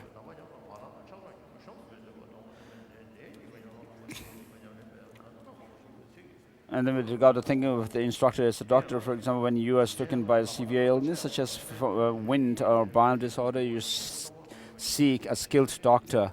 Upon consulting your doctor, you are greatly delighted and listen to whatever your doctor says, revering him and her respectfully. Likewise, seek in this way a teacher who imparts a teaching. Once you have found your teacher, venerate your teacher with respect and do what he or she says. While doing this, consider it a privilege, not a burden, for as the verse summary of the Perfection of Wisdom in 8,000 lines says, therefore, wise bodhisattvas who have a strong thought to seek sublime enlightenment vanquish pride decisively. Just as the sick rely on a doctor in order to cure the illness, you should rely on a teacher, applying yourself enthusiastically, and then think of instructors' explications as medicine. Just as a sick person has a high regard for the medicine prescribed by a doctor, so too you should review the instructions and explications that the instructor gives are very important, taking great pains to hold them in high esteem and not squandering them by lapses such as forgetting them. Then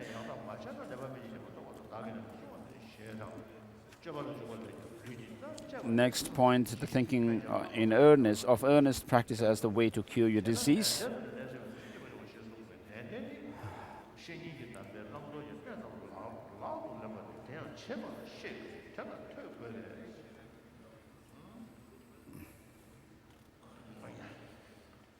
So page number 61 says, therefore, earnest practice in the statement. Thinking of earnest practice as what clears away the illness of afflictions.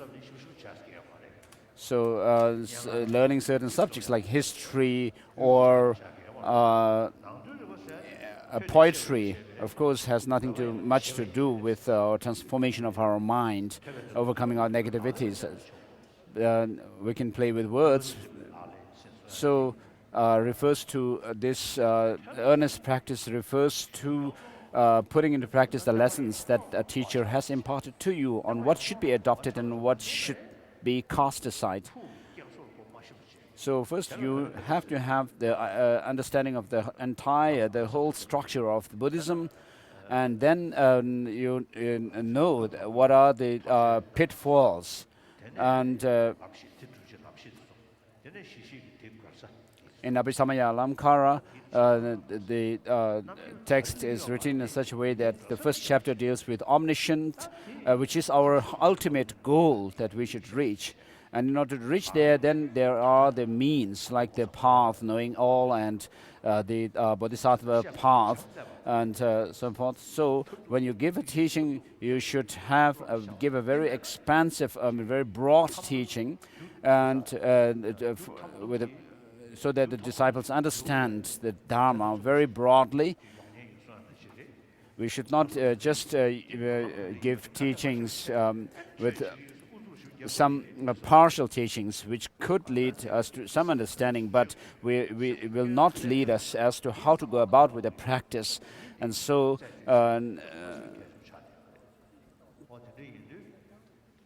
So it is important to know what the pitfalls are, and then when you actually practice, having gained this broad knowledge of the entire system of Buddhism, then when you actually practice, you have to actually do it in accordance with your own level. You cannot jump to a high practice without actually being receptive to that, being apt to do that yet.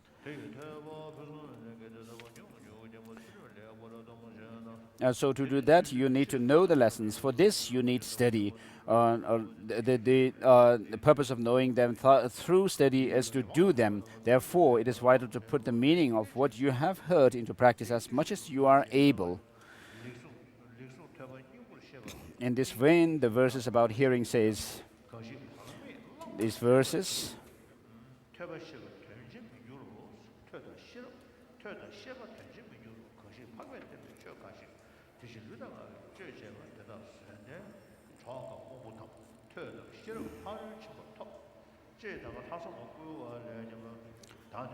exhortation of the wholehearted resolve, as page number 62, says, the foolish are sorrowful at the time of death, saying, my practice was poor, now what is to be done?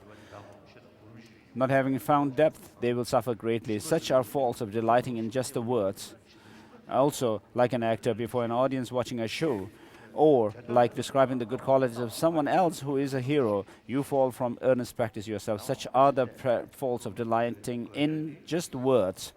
And then the next two verses.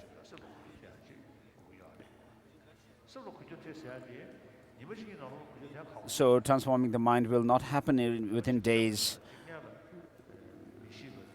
So in order to, for that to happen, you first have to gain the wisdom or understanding gained through study and listening to the teaching. And then you give thought to what you have heard, and you find certitude in the truth about the teaching. And then you will have the aspiration to apply the teaching. And you have to practice voluntarily. No one can actually force the practice onto you. Like the Chinese try to, what they call the re-education sessions over Tibetans they hold. You cannot do like that with Dharma practice. And so you have to gain certitude, you have to have the conviction to practice. For that you have to actually understand the teaching. For that you have to hear the teaching or study the teaching. And then applying the teaching within yourself. Once you have heard and gained conviction, of course within days or weeks you will not see changes, but over months and years, like 5-10 years, then you will see some change within yourself. So it's a gradual process. This much I can tell from my own experience. So familiarity with the practice teaching is very important. So to gain familiarity with the practices, you have to know what you are going to practice through learning, and then you have to have the goal of doing your practice.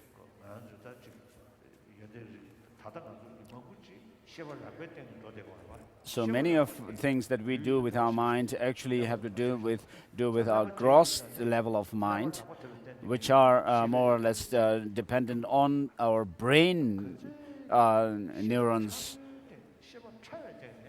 But once the brain stops functioning, they will not be there. So we have to go into the inner subtle level of mind, because then these experiences that we develop will go from life to lifetime. So we have people who remember their past lives, but then as they grow up, they actually lose that memory. The memory kind of fades away. So what this shows is that the indication of a past life, the memory of the past life was rather fresh in the young when we were at young age, And then as you grow up, the mind, the gross state of the mind of this life kind of takes over. And then because of that, the memory of the past life kind of fades away. So if we could actually make this in the tantric practice, we can actually develop the wisdom, the concentration of bliss and emptiness, and on the basis of that we can also develop clairvoyance or higher perception and reading others' mind and knowing past lives and so forth. So it's important to study, to listen to the teachings. And Sajja Pandita says, even if you were to die tomorrow, you should still learn something, so that you deposit some kind of a money in the bank that you can use. It would be like depositing money for use in the next life.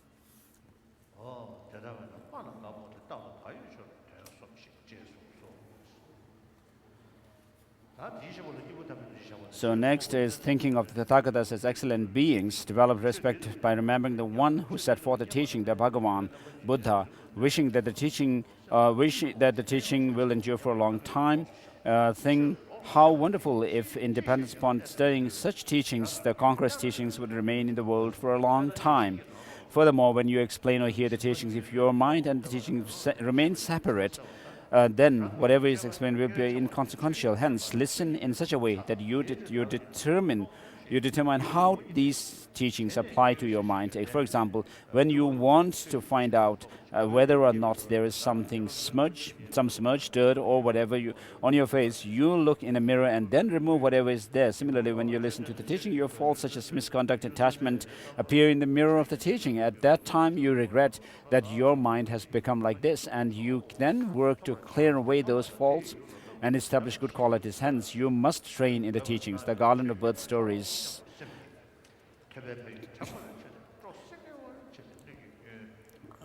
When I see the form of my misconduct clear in the mirror of the teachings, I develop a feeling of regret and turn my mind toward the teachings. With this statement, Sodasa requested that Prince Sotasoma bestow the teachings. Thereupon the Bodhisattva Prince, knowing Sodasa's state of mind, that is, knowing that Sodasa had become suitable for hearing the teachings, gave him the teaching. In brief, develop the spirit of enlightenment, thinking, for the sake of all beings, living beings, I will attain Buddhahood. In order to attain this, I must train in its courses. For this, I must know those causes. For this, it is evident that I must hear the teachings. Therefore, I will listen to the teachings. Remember the benefits of hearing, eliminate the faults of vessel, and so forth, and listen with great delight.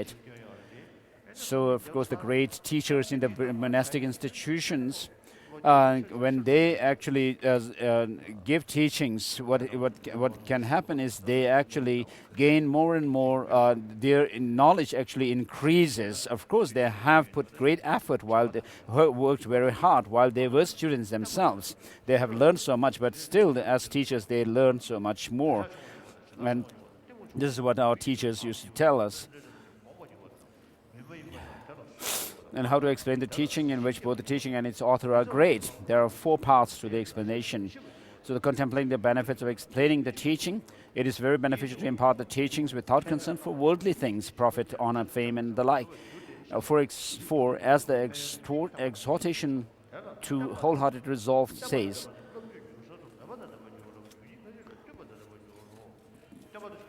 there are 20 points that are made in this sutra. And then develop belief in the benefits of explaining the teachings from the depths of your heart, as they are set forth in many collections of sutras. Developing reverence for the teacher, the Shakyamuni Buddha, and the teaching. When the Bhagwan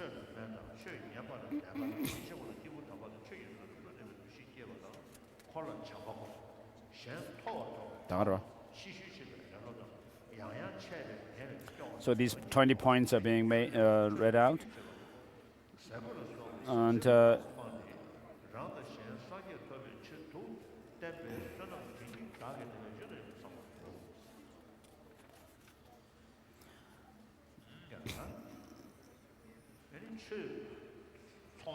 So there are people who sell dharma these days. You have to be very careful. There are many people amongst Tibetans, and then also Westerners.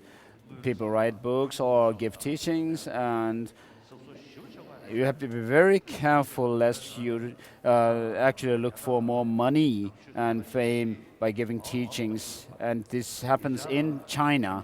I have met Chinese friends recently. They told me that there are 400 to 500 million Chinese these days who are Buddhists. So, which means this is they have the biggest number. China has the biggest number of Buddhists.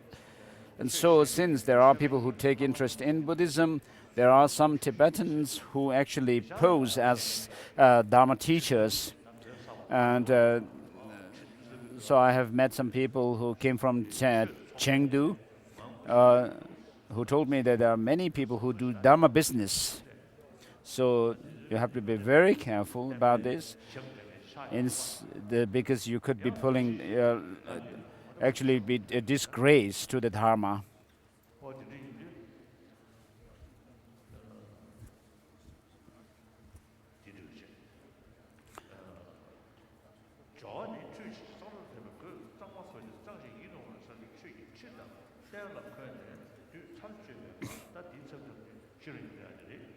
So we usually recite the Heart Sutra in order to dispel any hindrances from demons or evil beings, which are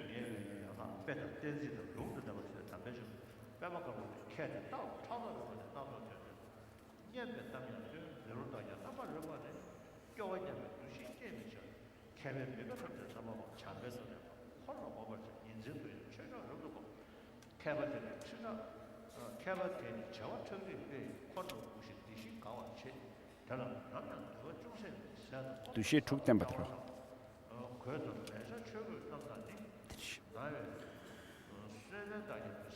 Ditch.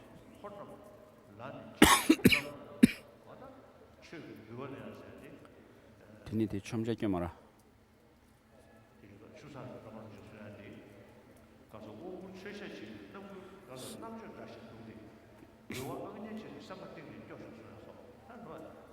So Jangchup Lamrim has said that it makes him feel very sad when he sees people who actually give teachings for money and fame. So one of the pension lamas in the past was very old and lived very old, and one Mongolian came to his quest for teaching. And he brought offerings, and the Lama actually said, "No, I can't see well." But then his attendant, the secretary to the Panchen Lama, has told him that if not possible, it's not possible that you don't teach. You must give teaching. And so the Panchen Lama actually said that it should be written in very big letters so that he could read. So finally, the Panchen Lama actually gave in to the Changzu, the secretary, and at the end of the teaching, he said, "Now this is what the teaching that I actually give in accordance with the wish of my secretary." The secretary actually liked well, but then there was another person who came for teaching, and who had really was a very poor but very good practitioner. So Panchen Lama actually, without complaining, gave teachings. So this is how the great masters do with regard to giving teachings without looking for any gain. And Zelinato Rangtul also has said that he decided not to take any offerings for giving teachings to people. And so when I saw this biography of him, I decided not to take any offerings. So Before that, I actually took offerings, but for myself, but I actually distributed the offerings. So it was like when I did that, it was like acting as a treasurer. And so sometimes it could be that some people might think, oh, he actually left me out of this offering that he was distributing. So at one time, somebody wrote a letter saying during the time of Lama, the Master Adisha's invitation, and Kudun Yongdu was actually left out of the list of people who were invited, and he complained that his name was not there. And the person actually said, actually, I have written such and such person. I have mentioned all these names, and I have actually at the end said, etc. So you are included in that. I have said, etc. there in the list, at the end of the list. And then Kudun Tsundu Yongdu said, am I somebody who should be included in that word? And then in Mongolia, some Tibetan lamas had some function and for giving teachings, and the disciples offered a huge, big, thick. In Taiwan, it happened, and then some other when the Lama was offered this thick and red envelope with money, somebody was saying from the side that this is what the Lama needed. So this is not good if our teaching discourses of Dharma turn out to be for money. And without being requested, as it is said in the Sutra of the Discipline, Vinaya Sutra, it should not be done without request. So this is under differentiating between those to whom you should and should not explain the teaching. So do not explain the teaching without being requested to do so. As Gunaprabha says in the Vinaya Sutra, it should not be done without request. Even when requested, it is necessary to investigate to see whether or not a potential student is suitable to receive the teachings. So these days, some people say, I'm giving teaching, so come to my teaching. So this is tantamount to actually committing this grave negative action, this mistake of giving teaching without being requested. So first you should have people who request the teaching, and even if you are requested, you should not actually accept right away, indicating that you actually can give such teachings. And so it's said suitable to be received teaching, and if even when not requested, it is appropriate to explain the teachings to someone only if you know them to be a suitable recipient. So the point is to actually help others through your teachings. So concerning this, the King of Concentration Sutra says, should someone request you to bestow the teachings first, I'm not trained extensively. Then say, you are knowledgeable and wise. How can I explain the teachings to one as great as you? Do not impart the teachings casually, but only after you have investigated whether the listener is a suitable recipient. If you know that the listener is a suitable recipient, explain the teaching even without being a request. And then the Gunaprabha's Sutra on the Discipline, quotation from there. So giving teachings, there are certain criteria of not giving teachings. Of course, when someone is really sick, then you can give teaching even if they are wearing hats or anything like that, because the point is to help the person.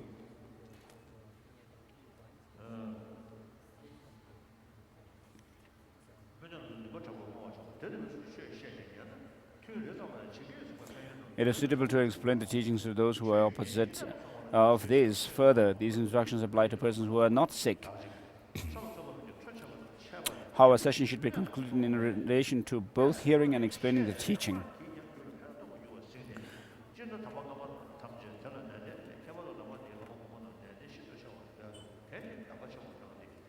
with strong aspiration, dedicate a virtue that have arisen from explaining and hearing the teaching to your temporary and final objectives. If you explain and listen to the teachings in such a manner, then you'll unquestionably receive the aforesaid benefits even from a single session.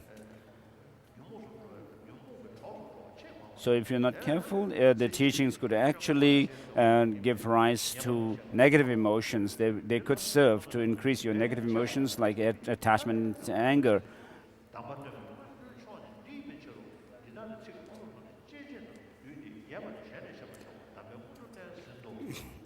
So page number 67, finished. Let's move on to the other Lamrim text, the middle length. Page number 11, explanation of how the teachings possessing two greatnesses should be listened to and explained. So how the teaching possessing these two greatnesses should be listened to and explained. And how to listen.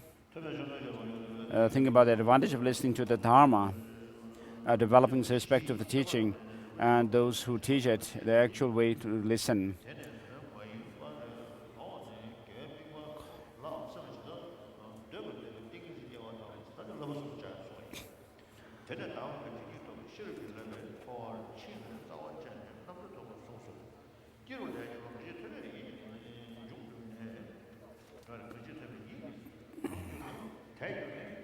In the Garland of Birth Stories, it says, "He who through listening fills his mind with faith, grows firm, rejoicing in that which is excellent. Wisdom is born and stupidity vanishes. This is well worth paying for with one's own flesh. Listening is lamp against stupidity, the greatest wealth no robber can carry away, a weapon destroying the enemy, mental darkness, the best of friends, giving guidance with skillful means, near and dear if you are poor or not. An inoffensive cure against sorrow's ills, the foremost army, destroying an army of faults. It is the best fame and treasure and splendor as well. If you meet noble beings, the best of gifts, and in assemblies, it is the delight of the wise." It also says, after listening, make your attainment the essence. Make your practice the essence. You will be released from the stronghold of birds with ease. Keep thinking again and again about these and the other advantages of listening and generate resolute appreciation from the bottom of your heart, developing respect for the Dharma and those who teach it.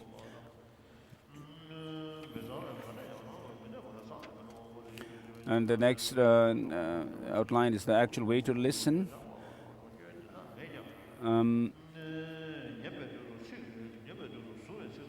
Next is giving up the three faults of a vessel. The faults of a vessel turned upside down, facing upward, or unclean, or leaking.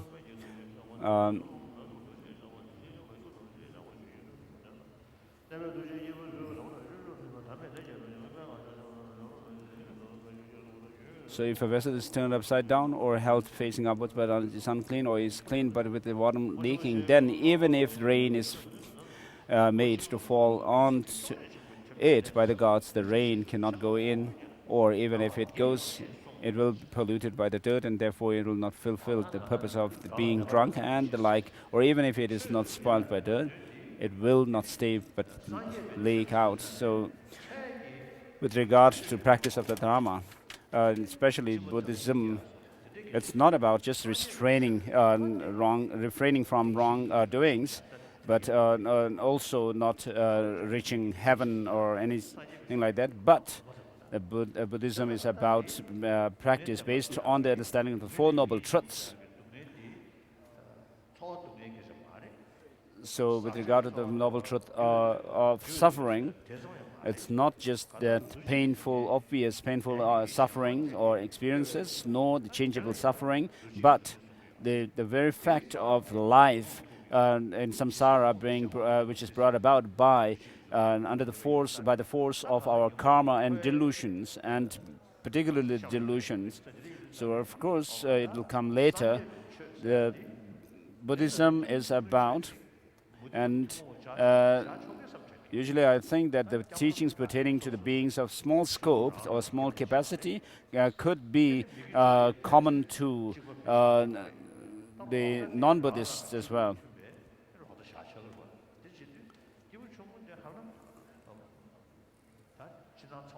So with regard to, for example, wrong view, the different traditions can have their own way of interpreting wrong view.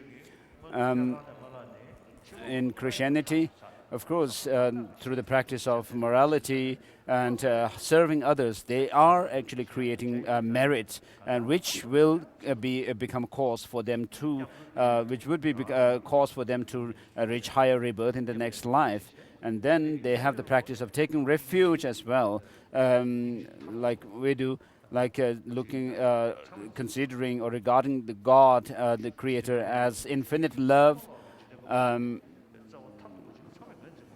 So all the theistic religions believe in the God as the infinite love, and with that they submit themselves to God and reduce their self-centered attitude.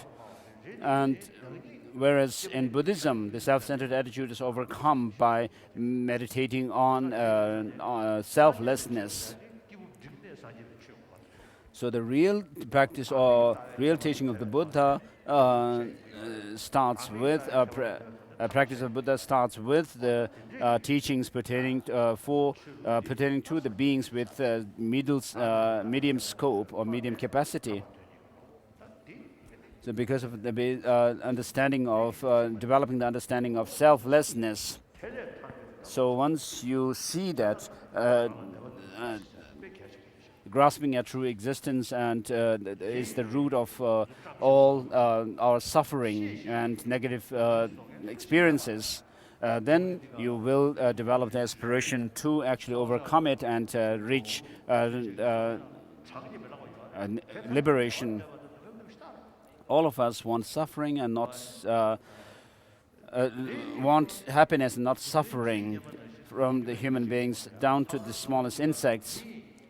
But suffering is something which continuously happens to us, and many of them are actually created by humans ourselves.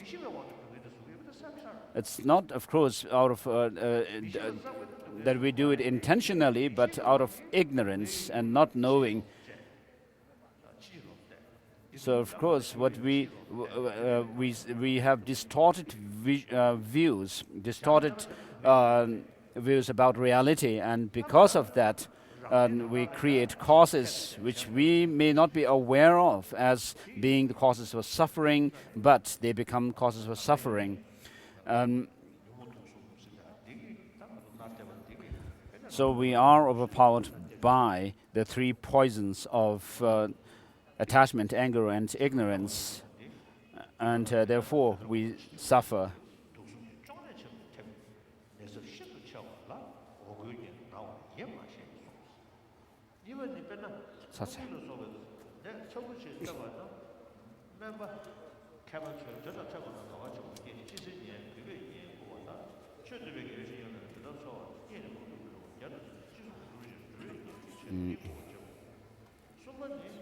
So we are on page 14 of the middle-length Lamrim.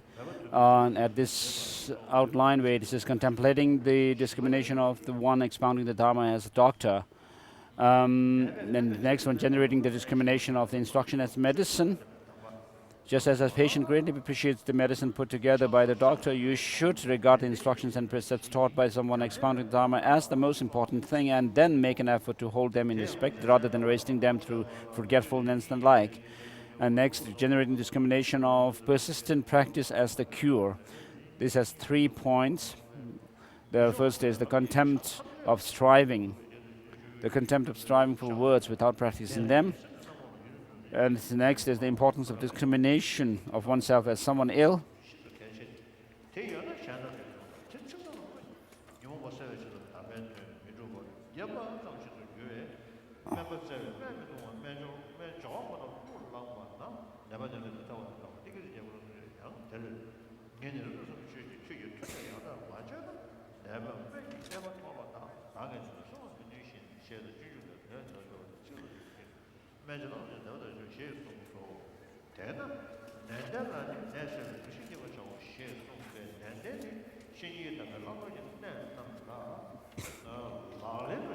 So earnest practice or persistence in this statement above um, signifies putting into practice the topics of adopting and discarding modes of conduct from the spiritual teacher's instructions. Now, to put them into practice, you need to know them, and for that, you need to hear them. Again, after hearing and knowing them, you need to practice them, and therefore it is crucial for you to engage in the meaning of what you have heard to the best of your abilities. Otherwise, at the time of death, you will have regret about what you failed to accomplish.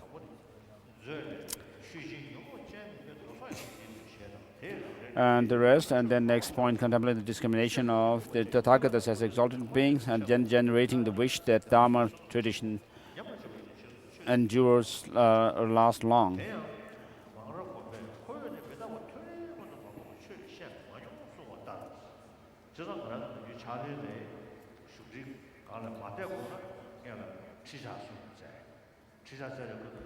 So usually when Lama gives teachings, they first make 3 prostrations at the throne, visualizing all the lineage masters of the particular teaching, and then when they get on the throne, they say this verse from the Diamond Sutra, Karma Rabri Marmetang, like the star, the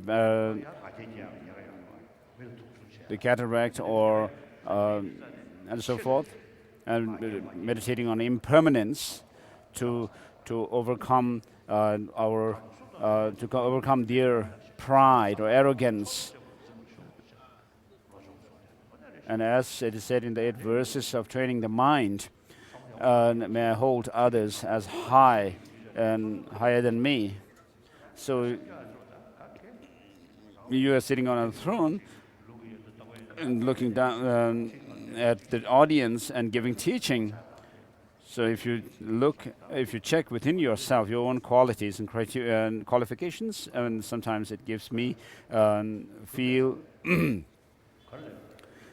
ashamed.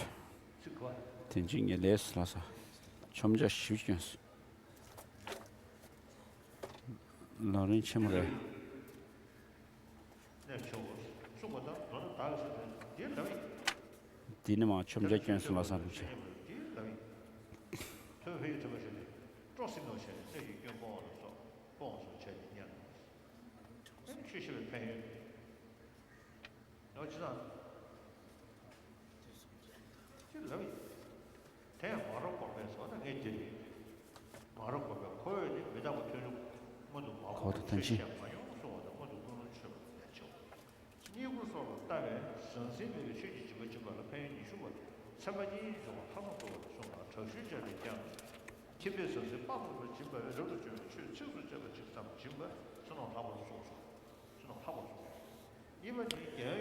At this point, outline which says considering the benefits of explaining the Dharma.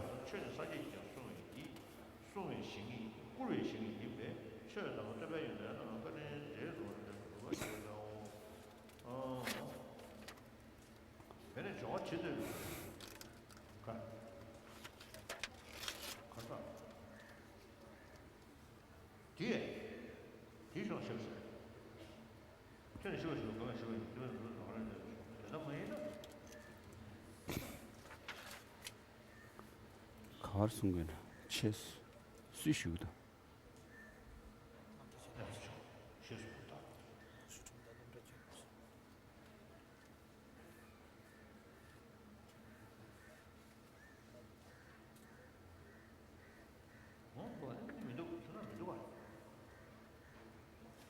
저는 간대번이 마다하다. 이런 식으로 간대번이 마다하니까. 대답에는 치료해서 두번 마셔봐. 개발지 마. 대화를 그냥 생기게 하면 저 보름 도는이야. 직접 그거 변사를 그런 식으로 나. 또 이거 선착이보다 보름 도는 부신 싸움 싸워는 다 돼. 하루 보다 저 이거는 So it seems, according to the Ganden, the old Ganden edition, there's some passages are missing. So His Holiness is just reading that part.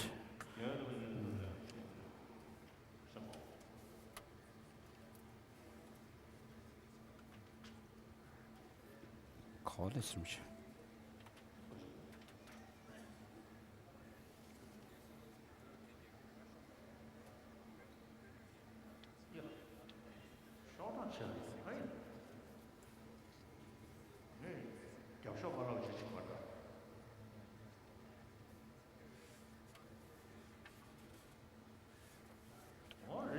나는 정보래.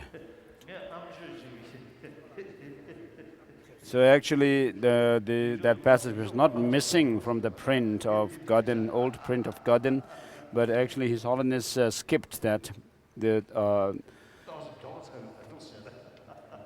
back part of the folio.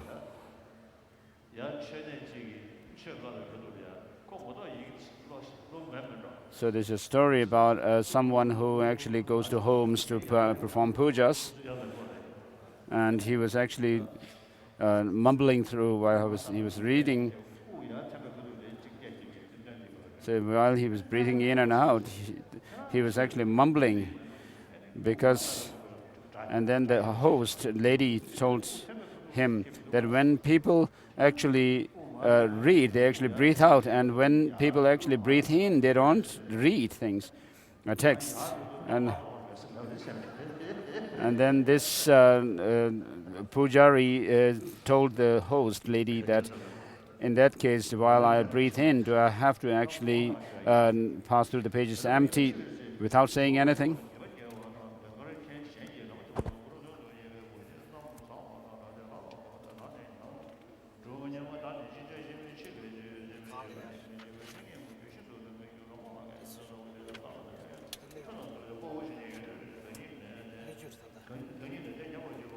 Let me see.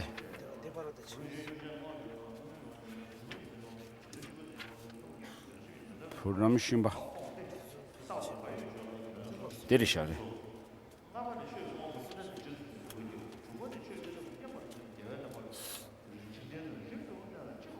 The way in which, having related this to mind, it is necessary to listen. And what this is saying is that you should not divorce your mind, which is to be tamed, from the teaching that you have learned. You should not make this distinction between theory and practice as such.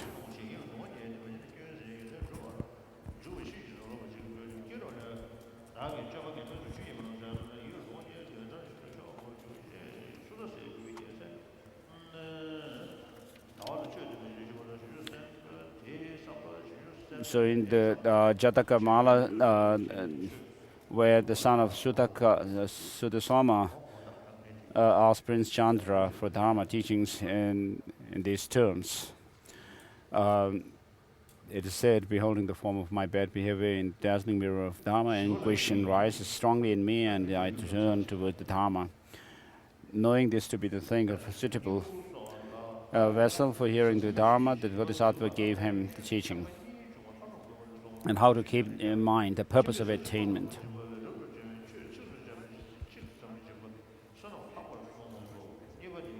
In short, thinking I shall attain Buddhahood for the sake of all sentient beings.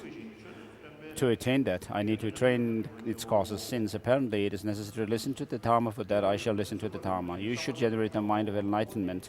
Bodhisattva consider the benefits of listening and listen with joy, abandon the faults of vessels. And then how to explain, this has 4 parts, considering the benefits of explaining the Dharma, generating respect for the teacher and the teachings, the attitude and activities of to explain with, which has 2 parts, attitudes and activities. Attitude, then the activities,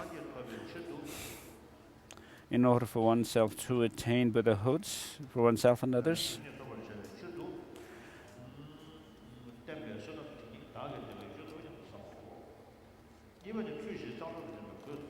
So you should dedicate the merit gained from teaching and listening for Buddhahood.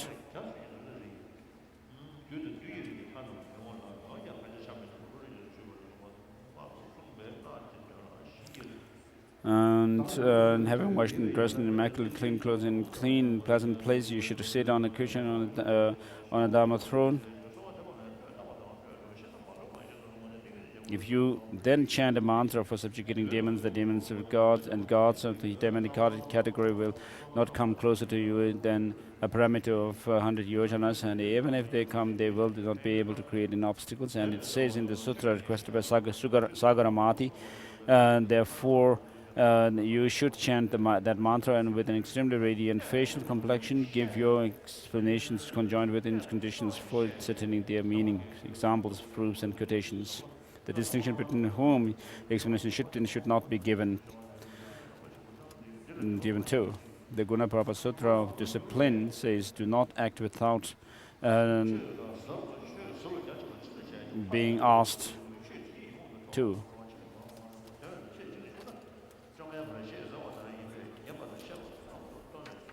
And then the next, how generally to proceed at the end. This has 4 parts. What to do afterwards, the actual things to do, the benefits of this, the general mode of behavior of saints, and the advice to cherish them. The next explanation of the stages by which the student actually instruction should be guided. Now let's switch to Lamrim Chemo, the great stages.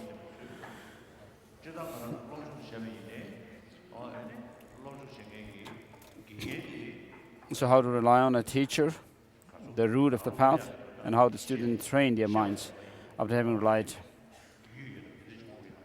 So, when you study something, you have to know and then actually apply the knowledge.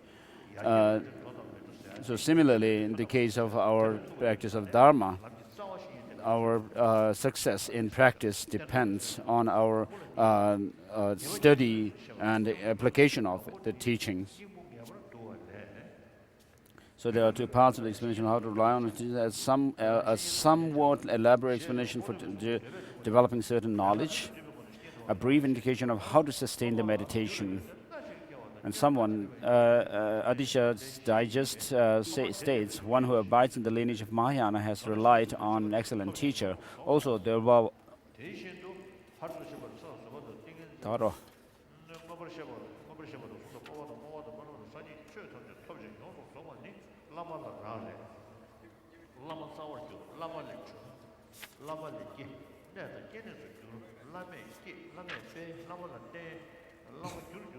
the scripture collection of bodhisattvas states, in short, attaining and bringing to completion all the bodhisattva deeds, and likewise attaining and bringing to completion the perfections, levels, forbearances, concentrations, super knowledge, retentions of teachings heard, dedication, aspiration, prayers, confidence to speak, and all the qualities of Buddha are contingent upon the Guru. The Guru is the root from which they arise. The Guru is the source and the creator from which they are produced. The Guru increases them. They depend upon the Guru. The Guru is their cause, and Buddha will also say in the same way. So just as we look at the example of others to do something, even in worldly works that are like mundane, we look at examples of others. Likewise, in the teachings of spiritual traditions, we should do the same. All the religious traditions teach us the love, compassion, the practice of love, compassion, tolerance, self-discipline, and so forth, contentment. But the troubles that we have, the suffering and problems that we have, are rooted in our ignorance, and this is something which only Buddhism teaches.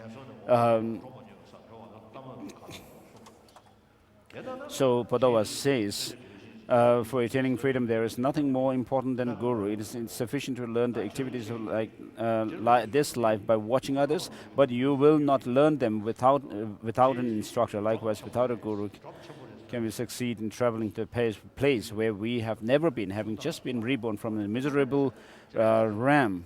Kuno Lama Rinpoche used to say that the writings of Master Tsongkhapa are very, it's like a big framework within which you can do so many things. And so it covers a broad range of teachings. So now next is the defining characteristics of the teacher to be relied upon. So in this, Master Tsongkhapa goes through these other lines, like the defining characteristics of the students relying upon the teacher, and how the student relies upon the teacher.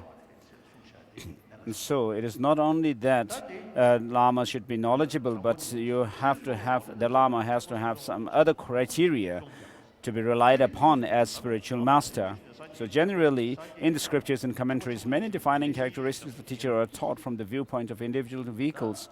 However, the following is the description of a teacher who instructs you in the stages of the path to the three persons of different capacities and guides you to the Mahayana, which is the path to Buddhahood. So of course, we have the teachings such as in the Pali tradition, Vinaya, practice pertaining to Vinaya, the monastic discipline, and there is criteria of a Lama to whom you rely upon with respect to on day-to-day conduct of a monk. Checking with the master and seeking permission and so forth. So here the master is someone who actually leads you through the Mahayana path, which is the path to Buddhahood. With respect to this, the Maitreya says in his ornament for the Mahayana Sutra, so this is very, very significant and powerful thing. So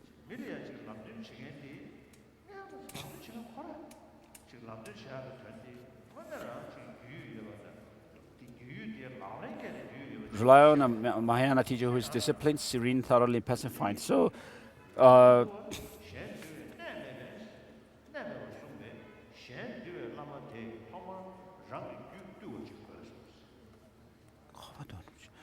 and as it is said in this quotation from Mahayana Sutra, an ornament of Mahayana Sutra, those who have not disciplined themselves have no basis for disciplining others. Therefore, gurus who intend to discipline others' minds must first have disciplined their own. How should they have been disciplined? So it's not just lamas who can do some kind of a miracle, like stopping and controlling rain and so forth. But it is not helpful for them to have done just any practice and then have the result designated as a good quality of knowledge. They need a way to discipline the mind that accords with the general teaching of the conqueror, the Buddha. The three precious trainings are definitely such a way. Therefore, Maitreya indicated them with these three terms: disciplined, serene, and thoroughly pacified. With respect to what Maitreya said, discipline refers to the training of ethical discipline. So that's about disciplining the mind, the master having the criteria of being disciplined. And then serene here refers to having accomplished the training of meditative concentration. And thoroughly pacified refers to having accomplished the training of wisdom. This is done by specifically analyzing the meaning of reality independence of meditative serenity, wherein the mind becomes serviceable.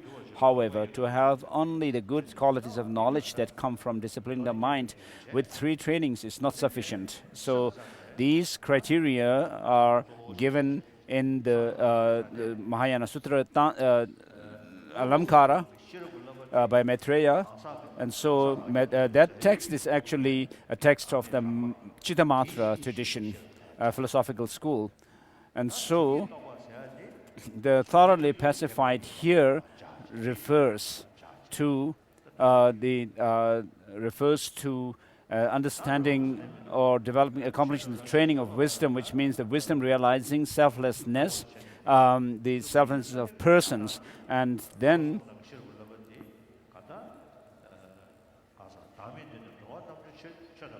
whereas according to the Prasangika Madhyamaka, which doesn't make any difference between the subtlety, in subtlety between the selflessness of persons and selflessness of phenomena, this thoroughly pacified may refer to accomplishing the training of wisdom, realizing selflessness of persons and phenomena which become common, which are common to even the Shravakayanas. And then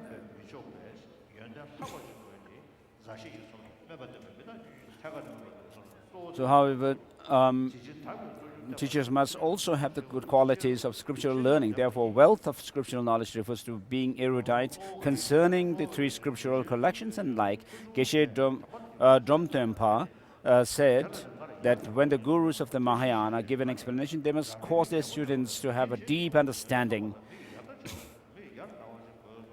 When they are putting the teaching into practice, they must demonstrate what is helpful at a time when the teaching is on the wane and what is useful in the situation at hand. Knowledge of reality refers to special training of wisdom. So with regard to the teaching of the Buddha, it is said that the Buddhas do not take away the sins of others, like taking out some thorn which is stuck in our body. But by giving the teaching, showing the reality, and by through the practice of right conduct, right developing the right knowledge, and so through these practices, you will be able to accomplish the goal.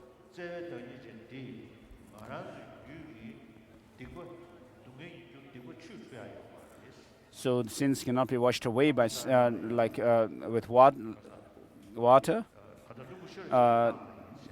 The Buddhas do not wash away the sins of sentient beings. No, they do not take away the sufferings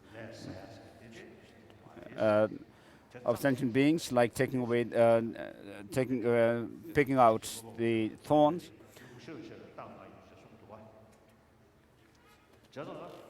And they do not transpose their own realization into others.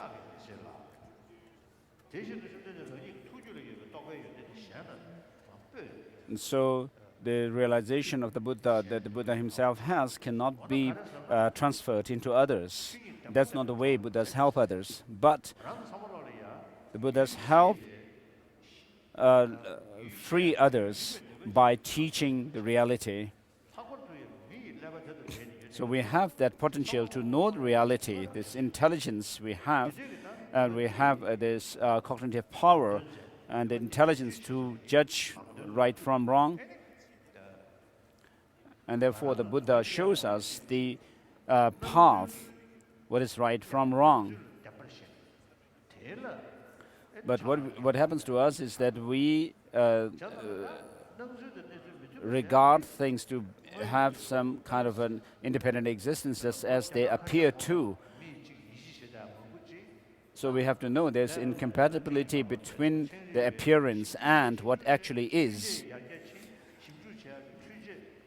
So there, of course, the science and technology has developed so far that today, when the scientists actually check and the particles, atoms, and subatomic particles, when they become very subtle, what they find, the scientists find, is that through their experiment and through their research, they find that there's nothing objectively existing. But although to us things appear to have objective existence, the reality is that they don't have that way of existing.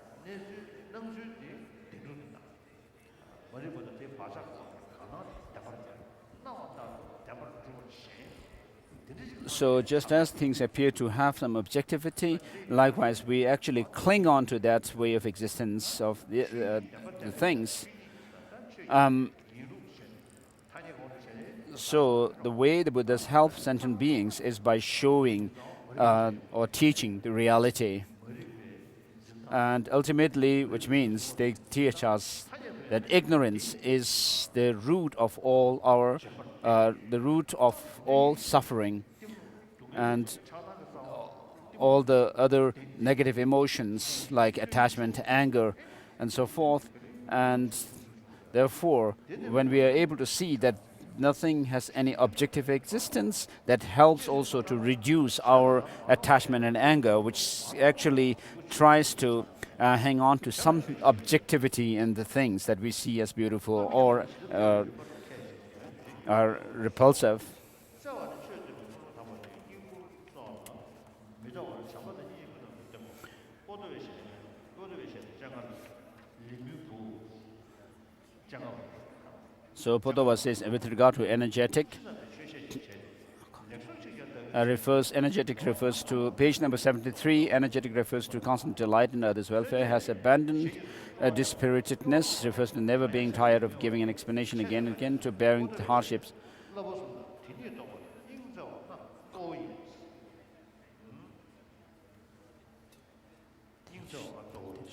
So Podowa says these 5 qualities, loving concern, knowledge of reality, and the 3 trainings, are the foremost. So these 5 qualities, in other words, my master Shangzun is not very learned with regard to all the scriptures and cannot withstand dispiriting circumstances. Therefore, he does not even thank those who help him. However, since he has these 5 qualities, he is helpful to whomever is in his presence. Nyendun does not have any skill in speech at all. Even when giving a single dedication of an offering, he can only think, none of these people here understands what I am saying. But as he has the 5 qualities, he is helpful to whomever enters his presence.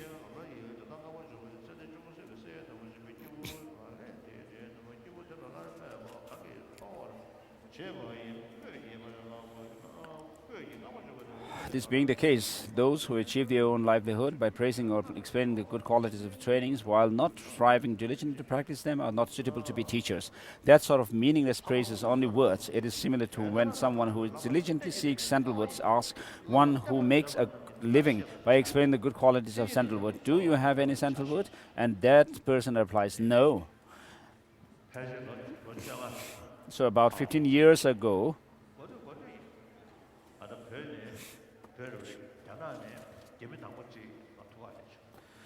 so one Chinese from mainland China came to see me and told me that there were some Tibetans coming to China proper, proclaiming as Dharma Rajas, king of the Dharma. And then the Chinese devotees, who were very faithful and in serving the Tibetan. And so eventually what they found was that these Tibetans who came as Dharma Rajas had come to China seeking money and sex. So asked me if I could do something. I told him I'm living in India and I cannot do anything from here directly. So you have to actually learn the criteria of a guru and check these people who come to China claiming to be Dharma Rajas, whether they qualify these 10 qualifications criteria or not, and check them. So it's even said sometimes that a person should actually check another one for 12 years to be able to confirm that the person is a qualified and authoritative guru or spiritual teacher.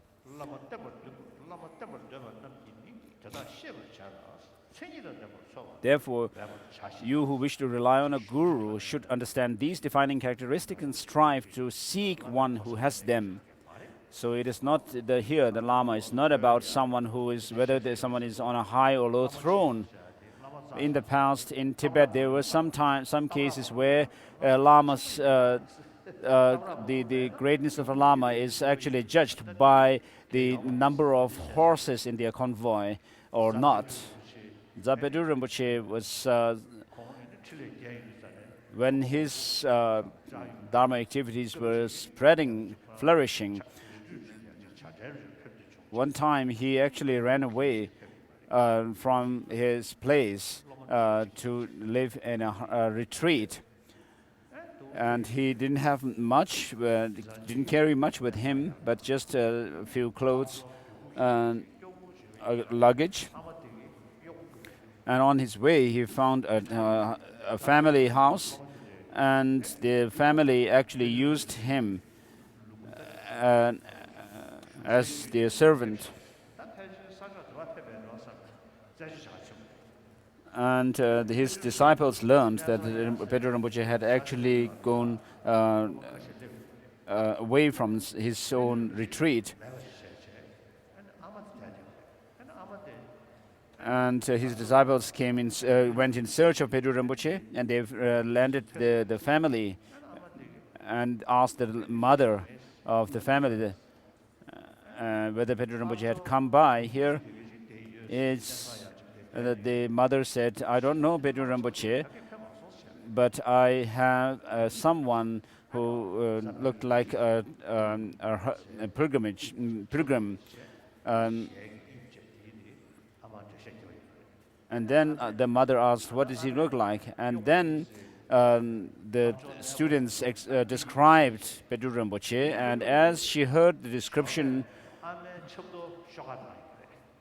and as she was listening to the disciples of Pedro Rinpoche about the description of Pedro Rinpoche, she realized that the person she had actually sent out to throw her own urine, which she had actually done in a urine pot, was Pedro Rinpoche. And then the mother of that house actually became so embarrassed that she ran away from her own house.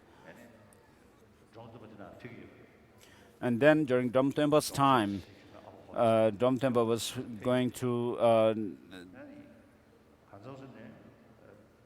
on a path, and then on the way, Domtemba met with one monk who was well dressed, and the monk actually became tired on his way, and he took off his shoes or something and asked this man beside him if he could actually carry that.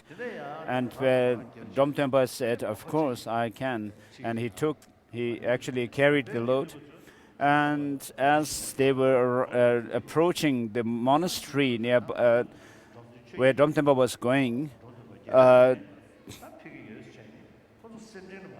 the monks of the monastery had actually lined up to receive Domtemba. The monk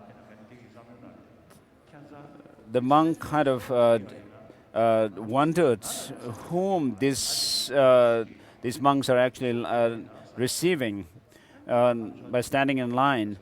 It could not be for me, he thought. And then he asked God Domtemba, what is this? What are they doing? And Domtemba said, the monks are supposed to be receiving me, and very politely told that. And this monk or this tantric practitioner, actually, he ran away from that place once he knew about this. So Domtemba himself says,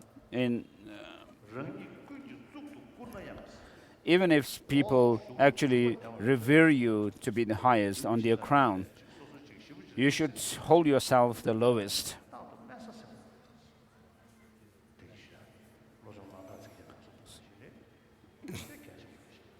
So even some people may revere you as the highest person, you should still hold yourself as the lowest in your mind. So Tibetans usually don't look at the criteria whether some lamas actually qualify the qualities of a lama, as said in this Mahayana Sutra Alamkara. And then the text also says, also those who wish to have students should understand these characteristics and strive to possess them. So they should have. They should check whether they have the qualities of scholarship, nobility, and gentleness. And so you should be an example to others to whom you are going to give the teachings, like a role model. So because this is a degenerate time, it's difficult to a teacher to find a teacher who has these good qualities in their entirety. Therefore, what should we do if we do not find a teacher, such a teacher? The reply is the Tantra requested by Subu, who states these lines: just as a chariot with one wheel will not go down the path even though it has a horse, so too, without assistance for meditation, people will not gain attainments. These assistants should have intelligence, a good appearance, great purity, be of reputable lineage, and inclined towards the teachings. They should have a great confidence, perseverance, and have disciplined and disciplined the senses.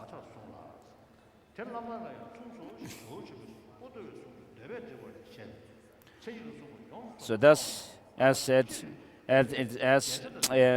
it says that assistants should have these defining characteristics in their entirety, or at least 1/8 of these. At least the guru should be someone who has more knowledge than the students and be compassionate.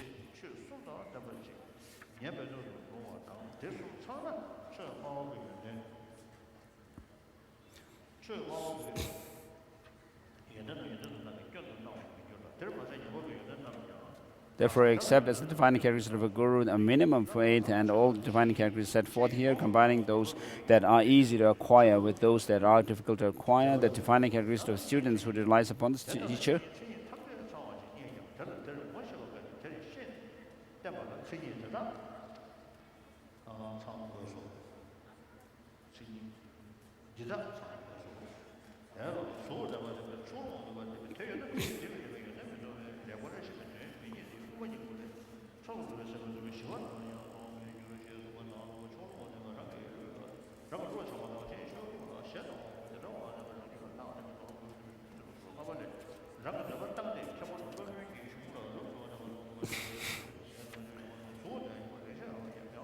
So page number 76, we just covered the part which quotes heart of the middle way. Through taking sides, the mind is distressed, whereby you will never know peace. Taking sides is to have attachment to your own religious system and hostility towards others. Look for it in your mind and then discard it, for it says in the Bodhisattva vows of liberation, after giving up your own assertions, respect and abide in the texts of the abbot and master. The question is just that one characteristic enough, though non-partisan, if you do not have the mental force to distinguish between correct paths of good explanation and counterfeit paths of false explanation, you will not fit to listen to the teachings. Therefore, you must have the intelligence that understands both. By this account, you will give up what is unproductive and then adopt what is productive. Are these just two enough? So having intelligence is favorable condition that gives rise to these four. And we finished with this part on page 77. And move on to Lamrim, middle length Lamrim.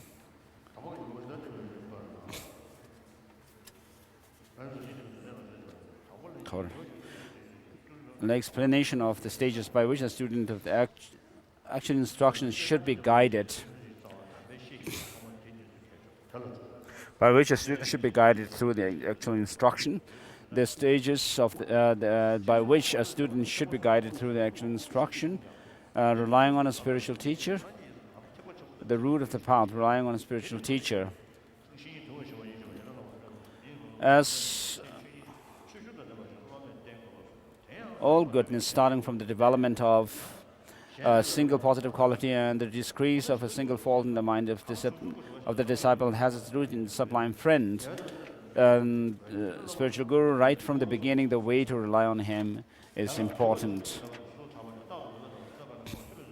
And then the characteristics of the one to be relied on, the virtuous spiritual friend. Identification of a guru and the characteristics of a guru. Identification, although generally speaking in terms of individual vehicle, a lot is said about this in the scriptures along with the commentaries. Here only a virtuous spiritual friend who guides students on the path to Buddhahood, the Mahayana, by gradually guiding them on the path of the three types of beings will be presented. The ornament, so the characteristic of a guru has 3 points. The highest characteristic, which has 3 two points, positive qualities that the guru himself needs.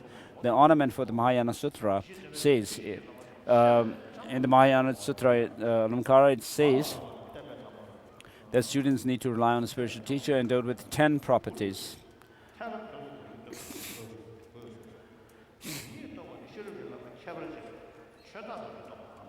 So these 10 qualifications of a master which are given in the Mahayana Sutra Alamkara.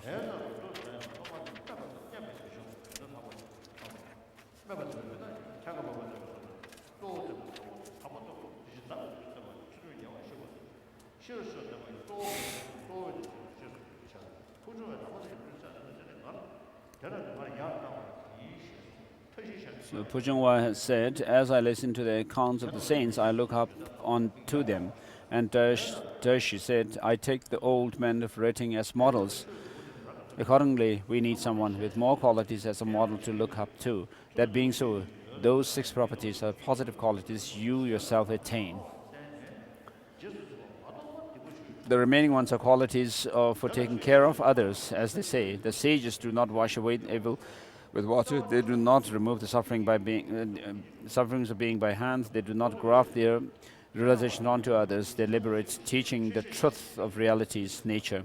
As is expressed here, apart from teaching others the path in an unmistaken manner and taking care of them, nothing can be done, such as washing away negativities with water.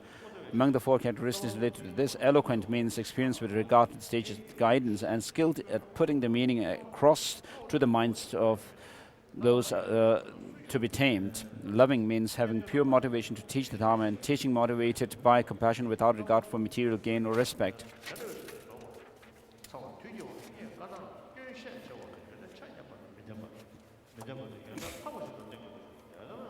We need someone like Potava who said to Changaba, son of Lama, however many explanations of Dharma I have given, not once have I claimed the applause as my own. There is no migrating being that is not pitiable. Without thought means that he constantly delights in the welfare of others. Never disheartened means that he does not become weary due to explaining things over and over again, but rather willingly bears the hardship of explaining. Potava said the 3 trainings, realization of suchness and the loving heart, these 5 are the main things. And the minimum characteristics has 2 parts, the actual minimum characteristic, even if it is difficult due to times. And to find someone who has the complete set of characteristics like that, it is said that you should not rely on anyone whose faults are greater or whose faults or positive qualities are equal, but on someone whose positive qualities exceed his faults. The expediency of association with the characteristics. Such a guru bringing about complete liberation is perpetual root of aspiration. Therefore, those wishing to rely on a guru should be aware of them and make an effort to look for someone who possesses characteristics. These characteristics, those wishing to have students rely on them should also strive to acquire these characteristics. Explain the characteristics of one who relies, the student.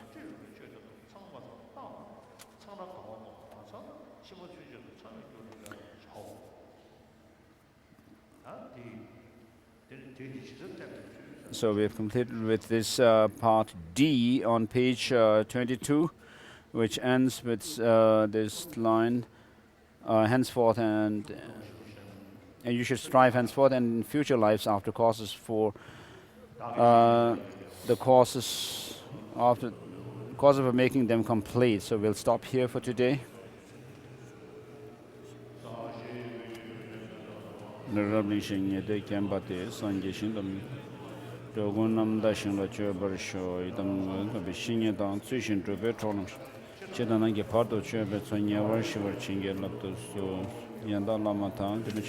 never be separated from lifetime to lifetime from this perfect guru.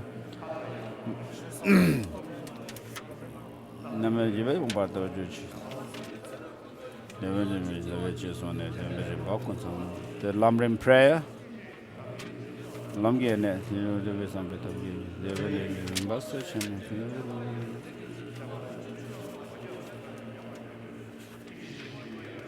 Pendete de Sir Cheber Sijake, Major Tinle, Le Du Chanju Lam Gerin Bacon, no Dunam Gil. From the two collections, vast space that I have amassed from working with Alpha, this practice for a great length of time, may I become the chief leading Buddha for all those whose minds, wisdom's eye is blinded by ignorance and so forth. So.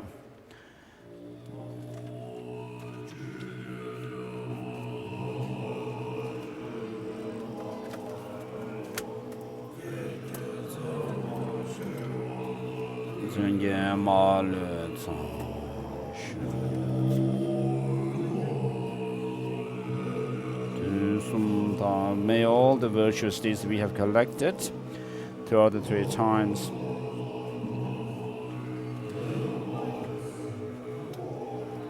become cause for the flourishing of the tradition of Lama Losam Chakpa.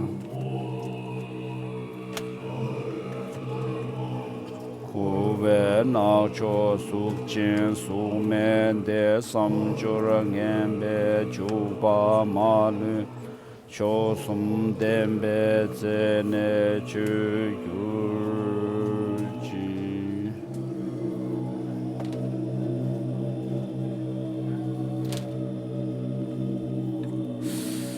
na lam jur mu je